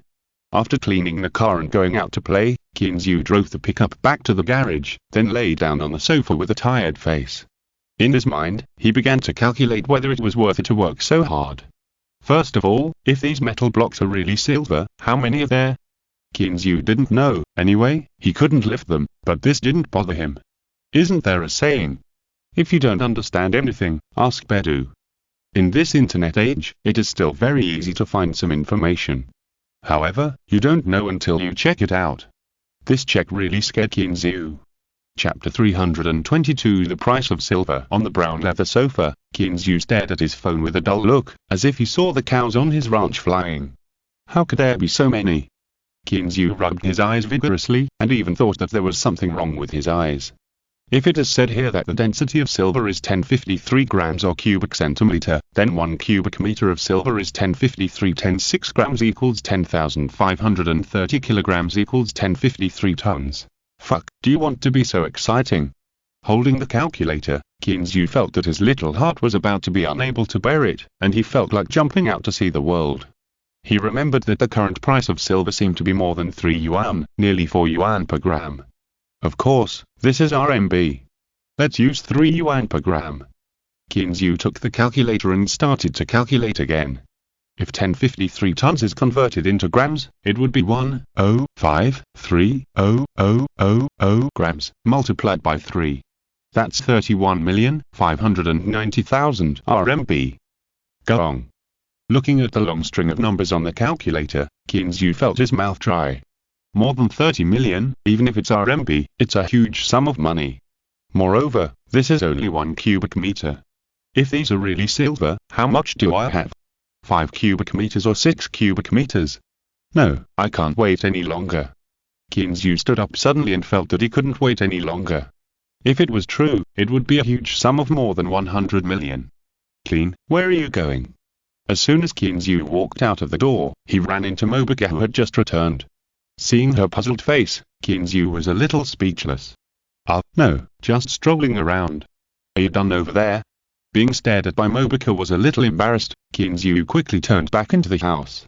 There was no other way, he couldn't just leave her here alone. Not yet. I'll go there in the afternoon. The first batch of bluestone slabs will arrive in the afternoon. Anyway, Lin Yu has said so I'll let them load it first. Following Kinzu into the villa, Mobika took the teacup handed over by him and drank it all in one gulp. Ahem, Clean, what is this you gave me to drink? It's so bitter. Reluctantly swallowing the tea in her mouth, Mobika's charming face wrinkled into a small ball at this moment, looking very cute. Oh, this is a kind of tea from China. Kinzu came back to his senses and realized that he actually poured a cup of kung fu tea for Mobika. Now, Kinzu couldn't help but feel a little embarrassed. It would be strange if Mobika could get used to such a strong tea. Really? But why is it different from what I drank before? The ones I drank before all had a fresh fragrance. Looking at Kinzu suspiciously, Mobika suspected that this guy was deliberately lying to her. It's not like she hasn't drunk tea before. Her family still has the Westlake Longjing tea that Chain Mu brought to her father. As if seeing Mobica's doubts, Kinzu forcibly suppressed the urge in his heart to kill Boston immediately, and explained with a smile. Baby, you have to know that there are hundreds of species of tea trees in China. Do you think the taste can be the same? Ah? Hundreds of species? Mobica couldn't help but stick out her tongue, looking scared. Yes, like the general famous tea, it was Late Longjing and Maljian, or Taiganin or Pu, but the tea we drink is called Dansong. Mobica nodded as if she understood, but she still returned the teacup to Kinzu and took the cup to get water. She would rather do it herself than drink this Dansong tea. This completely overturned her impression of Chinese green tea. When did something so big to become tea? Kinzu smiled bitterly and shook his head. He was a little helpless. People who drank this kind of Dansong tea for the first time must be a little uncomfortable, but if you taste it carefully, it is definitely not worse than those Longjing teas. However, it is useless to say anything now. Who lets her be a foreign girl? Looking at the time, it was already past 11 o'clock. This morning was really a blink of an eye. You sit down first, I'll go cook. Kinzu gestured to Mobica on the sofa and walked towards the kitchen. Anyway, there were no outsiders here, so he consciously took on the responsibility of being a chef. As for Mobica, well, since Kinzu accidentally saw her frying eggs into charcoal again, he had no hope for her to cook. Kinzu was so proactive that Mobica was a little embarrassed. Although, there is no saying in Europe and the United States that a gentleman should stay away from the kitchen. However, watching Kinzu busying around, she herself was doing nothing and couldn't help much. Clean, do you think I'm useless? It is said that women who are serious are the most charming, but Mobica thinks that Kinzu who is serious at this moment is also the most handsome. Why do you say that? Kinzu didn't even raise his head while cutting the peppers in his hand, but there was a kind of doubt in his tone. Look, Joseph is a chef, but I can't even cook. Isn't it a failure?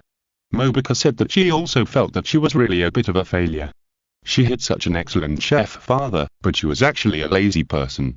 Hearing Mobica say this, Kinzu raised her head and looked at Mobica half leaning against the kitchen door. Her charming face was a little melancholy at the moment. Ha, what's the matter? This should be blamed on Joseph. Who made him cook so delicious? Don't you think so? Kinzu didn't care whether he was against his will or not. He quickly found various reasons to comfort Mobica, but he felt a little funny in his heart. Come on, hurry up and cook. I'm hungry. Mobica gave Kinzu a charming look. She was also amused by Kinzu. She ignored him and turned back to the sofa to watch TV. Kinzu smiled and watched her slim figure go away. Then he continued to work. After a hearty lunch, Kinzu lazily lay on the sofa with the kung fu tea set next to him. Mobica took the initiative to clean up the kitchen. Although she was not good at cooking, she had to admit that this girl was not lazy. Clean, what are you going to do in the afternoon? I'm going to watch over there. Do you want to go? After cleaning up everything, Mobica looked at Kinzu with hope. She was a little bored there alone, but she was not very relieved if she didn't go. Well, I have something to do in the afternoon. I have to go out. Wait for me to come back. I'll find you when I come back. After hesitating for a while, although Kinzu was a little reluctant, he still refused. He really had something to do in the afternoon, and it was a big thing that determined whether that more than 100 million yuan could be earned. Okay, be careful. She nodded with a little disappointment, but she was not the kind of clingy girl. She immediately gave a gentle instruction and then drove back to the construction site.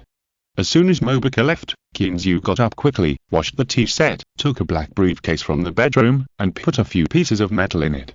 When he came to the garage, Kinzu drove out the McLaren P1 that he hadn't driven for a long time. The blue car body, which was not very conspicuous in the garage, became particularly gorgeous under the sunlight at noon, as if it was a ray of light. Thanks to Fengxi for the reward and support.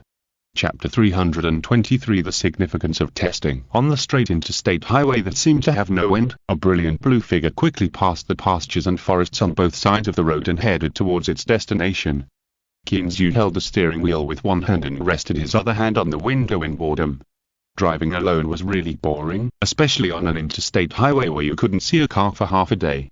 If it weren't for the occasional naughty deer that suddenly appeared on the road, Kinzu would even doubt that he was the only one left in the world. Time always passed unknowingly, and an hour's journey was over in the blink of an eye. Driving the McLaren, Kinzu drove around Boston for a long time before finding the metal testing center of Doug Industries in a suburb near the sea. Is that Mr. Clean? My name is Tony, and I'm the person in charge here. As soon as Kinzu got out of the car, a middle-aged white man in white work clothes and a pair of gold-rimmed glasses came up to greet him enthusiastically. Obviously Doug had told him in advance. Hello, Tony, just call me Clean, thank you for your help. Kinzu politely extended his hand and shook hands with the gentle Tony in front of him, and smiled and said hello. Then I won't be polite, Clean, please come in, the equipment is ready. Perhaps because of his years of working in technology, Tony did not have much experience in dealing with people. After a polite word, he took Kinzu inside. Kinzu didn't mind, he didn't like those who were polite, and followed Tony into the testing center. Clean, I wonder what you want to test this time? After welcoming Kinzu into the reception room and sitting down, Tony signaled the secretary next to him, who had a slightly hot body but ordinary looks, to make a cup of coffee, and then went straight to the point. It's this, I want to test whether it is silver and what the purity is. Kinzu took out 3 pieces of metal the size of a head from his briefcase, and pushed them directly to Tony. Oh? This seems to be silver, right? Well, it seems to be quite old, fresh out of the sea. Tony was not good at socializing after all, so he didn't shy away from asking directly. Perhaps because he saw that Kinzu's expression was a little wrong, Tony realized that he seemed to have said something wrong after he finished speaking, but for a moment, he didn't know how to remedy it, so he quickly changed the subject and said, How about this, Clean, you wait here for a while, I will help you test the purity and age. After that, Tony took the pieces of metal and ran out in a flash in Kinzu's slightly depressed eyes. I don't know how this guy got to this position. Shaking his head, Kinzu gently took a sip of the coffee brought by the slightly hot secretary, with a bitter smile on his face. Perhaps this is one of the reasons why he can be the person in charge here. After all, this is a technical unit. It is a place where technology speaks. Kinzu didn't have to wait long. About half an hour later, Tony came in hurriedly, carrying several pieces of metal from Kinzu and a few documents in his hand. Clean, this is indeed silver, but the purity is not ideal. Tony looked at Kinzu with some regret. Although he was very curious about where Kinzu salvaged the silver, he didn't ask rashly this time. Oh, what's the purity? Kinzu's heartbeat had just soared to 180 after hearing the first half of Tony's sentence and knowing that these things were silver. But when he heard this guy say that the purity was not too high, he immediately became a little nervous again. Well, it's about 90%. There are too many magazines. It should be because the refining techniques at the time could not reach that level. After explaining to Kinzu with a little regret, Tony suddenly seemed to think of something, so he continued. It's like this, Clean, the carbon-14 test will take some time, and the specific age is not clear yet. I will notify you when the results come out tomorrow. Well, okay, in that case, I'll take my leave first. Nodding and saying hello to him, Kinzu took the test report and drove to the ranch. Along the way, perhaps because of his good mood, Kinzu didn't feel bored on the originally boring journey.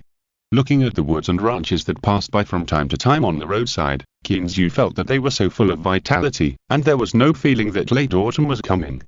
Just after returning to the villa, Kinzu hadn't parked the car yet, and the phone in his pocket rang. Hey, Clean, how is it, are you done? Douglas's slightly magnetic voice came into Kinzu's ears through the mobile phone. Well, I just got back. Thank you, Doug. Although he complained about this guy's good time calculation in his heart, Kinzu still greeted him politely. After all, he did help him a lot. That's good. Well, Clean, it's been a long time since we last met. When will you come to New York and get together?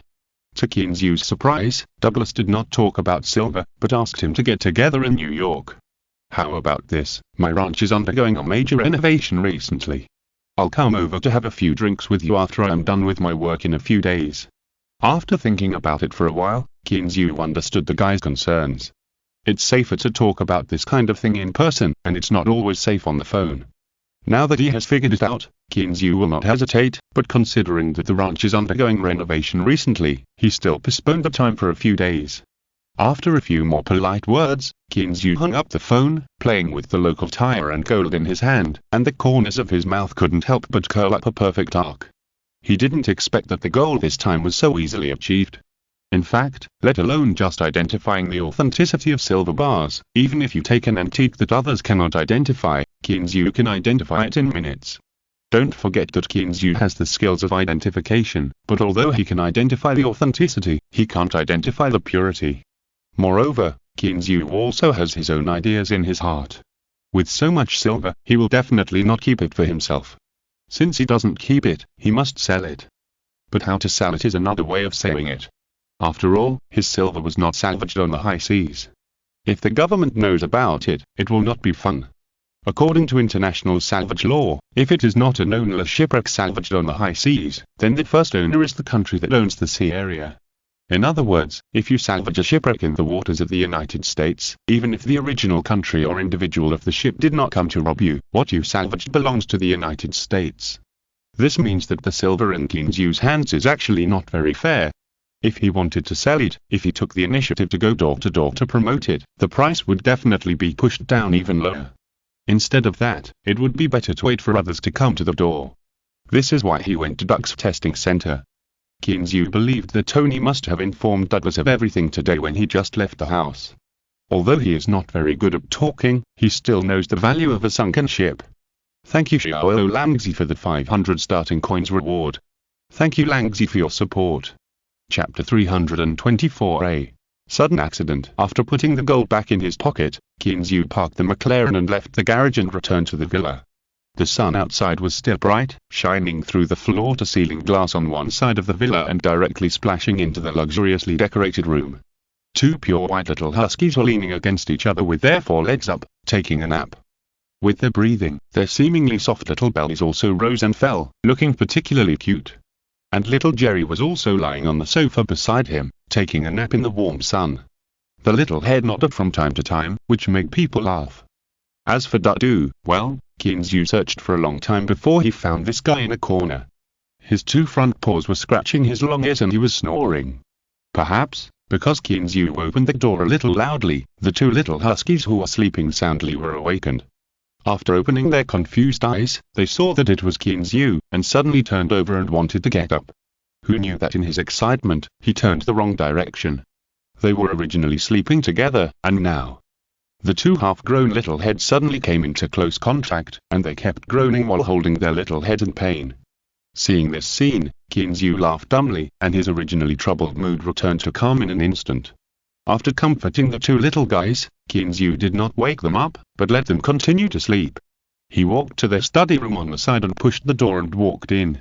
Qinzhou has rarely entered this study room since he moved into the villa, but perhaps because Eva often cleans it, there is no dust in the study room. Unlike the traditional study room in China, this study room should actually be called an office here.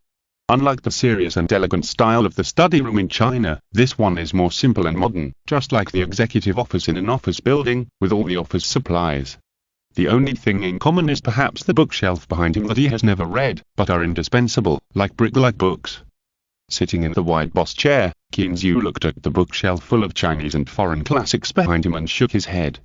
It seems that no matter where you are, the thing of being pretentious exists.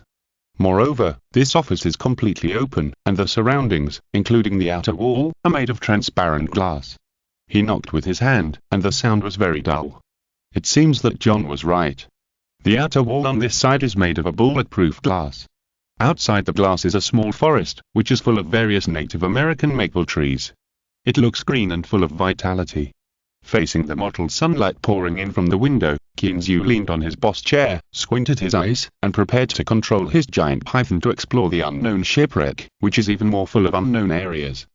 Consciousness switching, Qinzhou is now very familiar with this process. Unknowingly, it has been 7 times. Think about this upgrade, isn't it that difficult? Although he was thinking about these things in his mind, Qinzhou did not stop. He directly controlled the cheese who was lazily basking in the sun and went to the bottom of the sea. The sun was shining above the sea, but the bottom of the sea was still so dark, and the seawater even felt a little cold. Twisting his huge python body, Qinzhou swam directly towards the unknown hole.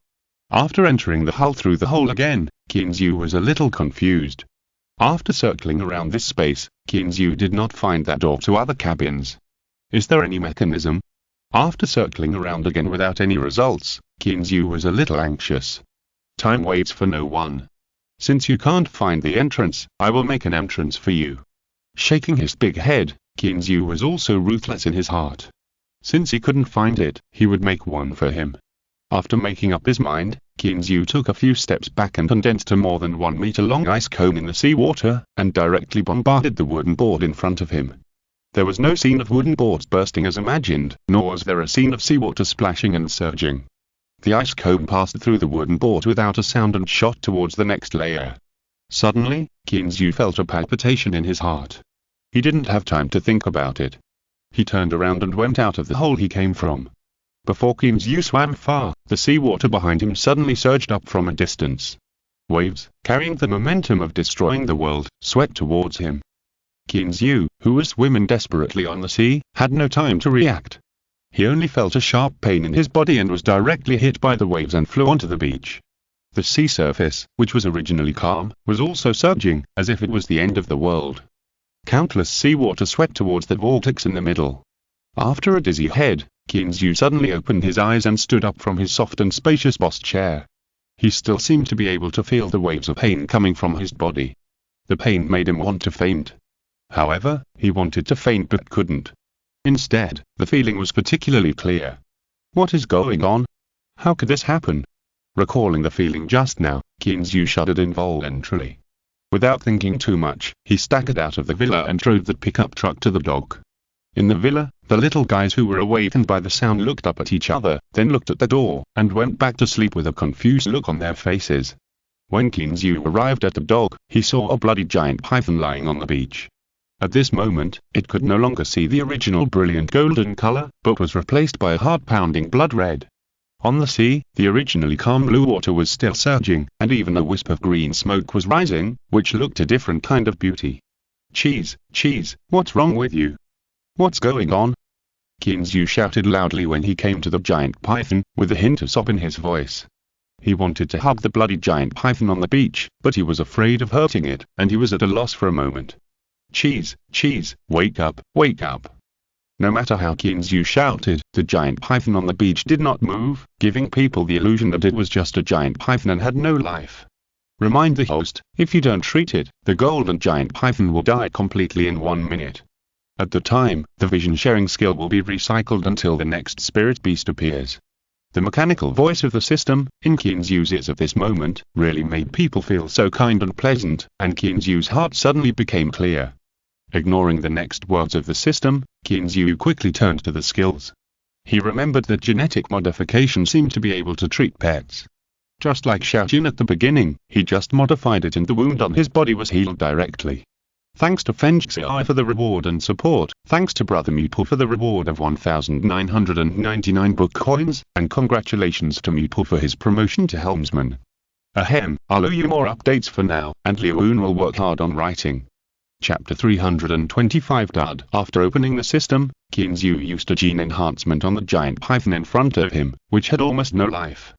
A flash of light appeared, and in an instant, the wound on the giant python, which was still bleeding, was healing rapidly at a speed visible to the naked eye.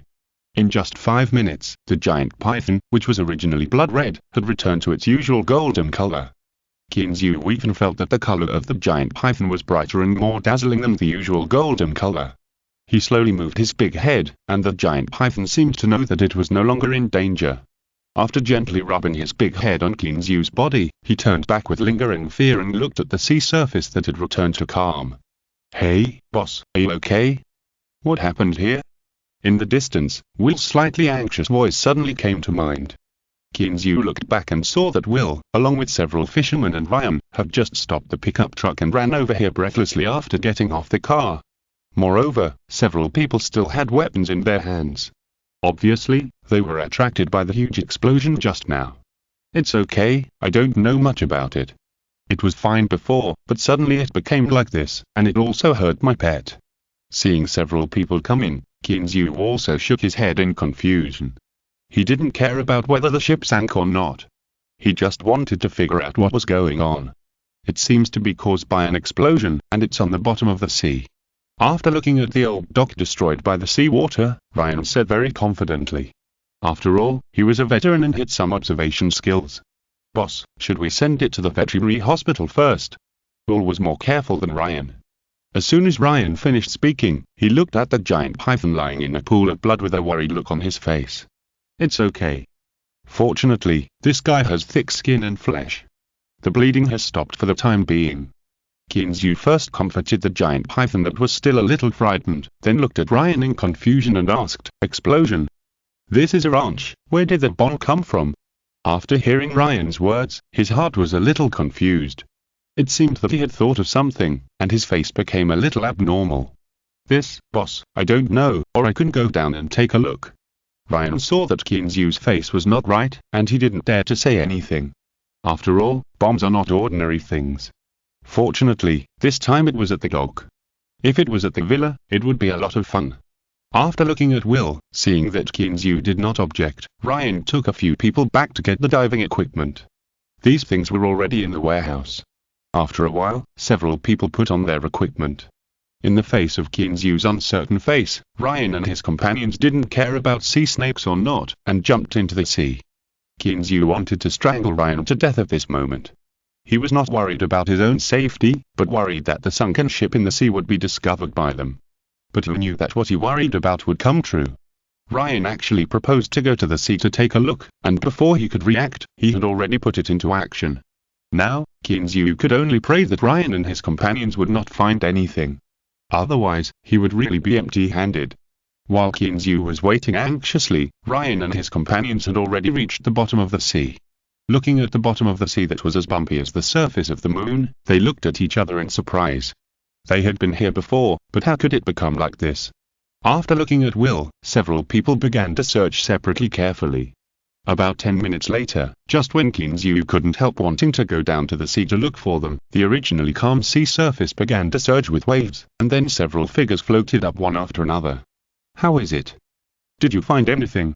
Kinzu couldn't wait to step forward and looked at them with hope, hoping to hear the news he wanted from them. "It's not a big deal, but we found this, which confirms that there was indeed an explosion on the seabed." Ryan shook his head a little nervously, and after looking at Will again, he gritted his teeth and explained with a stiff upper lip. "Oh? What did you find?" Hearing that Ryan and the others had made some discoveries, Kinzu's face, which was originally full of hope, suddenly darkened again. But Ryan and his men didn't know, and thought Kinzu was dissatisfied with them, so they quickly explained. "Boss, it's like this, we found some bomb fragments in the sea, and judging from the material, they should be from a long time ago." After a pause, seeing Kinzu's slightly relieved expression, Ryan continued. "This kind of bomb was only used frequently during the First World War, so we inferred that it should be a dud left over from the past, and for some unknown reason, it suddenly exploded." Dud. Hearing Ryan say this, Kinzu relaxed instead. It was good that he didn't find the sunken ship. He couldn't help but look at him curiously, wondering what this dud was that could explode for so long. "Boss, it's like this, during the First World War, because the technology at the time was not very mature, some shells did not explode after being fired. This kind of bomb is usually called a dud." Ryan explained carefully, and secretly paid attention to Kinzu's expression. After seeing that his face finally eased, he couldn't help but breathe a sigh of relief. Since it's a dud, how come it exploded again? Although he somewhat understood what Ryan meant, Kinzu was still confused. How could a dud still explode after nearly 100 years? "Boss, although it's a dud, it still has the possibility of exploding. Sometimes, some slight collisions or a little static electricity can make them explode again." After relaxing, Ryan was willing to popularize this knowledge to his boss. At the same time, he looked back at the destroyed dock and said with a smile, "Boss, this saves trouble. You don't have to dismantle the dock yourself." "Bullshit, I just want to know, after I build my new dock, will it suddenly happen to me?" Kinzu rolled his eyes at this guy, with a hint of relief and anger in his tone. Although he was happy that the sunken ship was not discovered by a few people, Kinzu thought about the sunken ship that only explored one cabin and was gone. You can imagine how depressed he was. "Ha, boss, don't worry about that. With such a violent explosion just now, even if there are duds, they have all been detonated long ago. There is no way there are any left." Hearing Kinzu's amateurish words, not only Ryan, but also Will beside him, couldn't help laughing. Kinzu thought about it, and it was really true. Which dud could survive such a violent explosion? Even if there was, it was probably a real dud. Well, in that case, I can only blame myself for my bad luck. Really, how could there be such a dud in such a good fishing ground? Kinzu sighed in a pretentious manner, feeling helpless. In fact, he knew the truth better than anyone else. Thank you Langsy for the 1,500 starting coins reward. Thank you, you have become a Dharma protector in the blink of an eye. Leone's mentality is a bit explosive today. The reason is that the manuscript fee came out last month. Looking at the small manuscript fee, I wrote a little slowly, but now I have thought it through and will work hard to update. Thank you again, Langsy, I will update for you. 4/6 fin ds caption much as great as pelaga hasta el final. No se olviden al like busgasms contenido exclusivo y exeo inmediato. Suscríbete a nuestro Patreon. Recuerda, cada like, suscripción dona que nos anima a continuar. Gracias a todos nos vemos en el próximo video.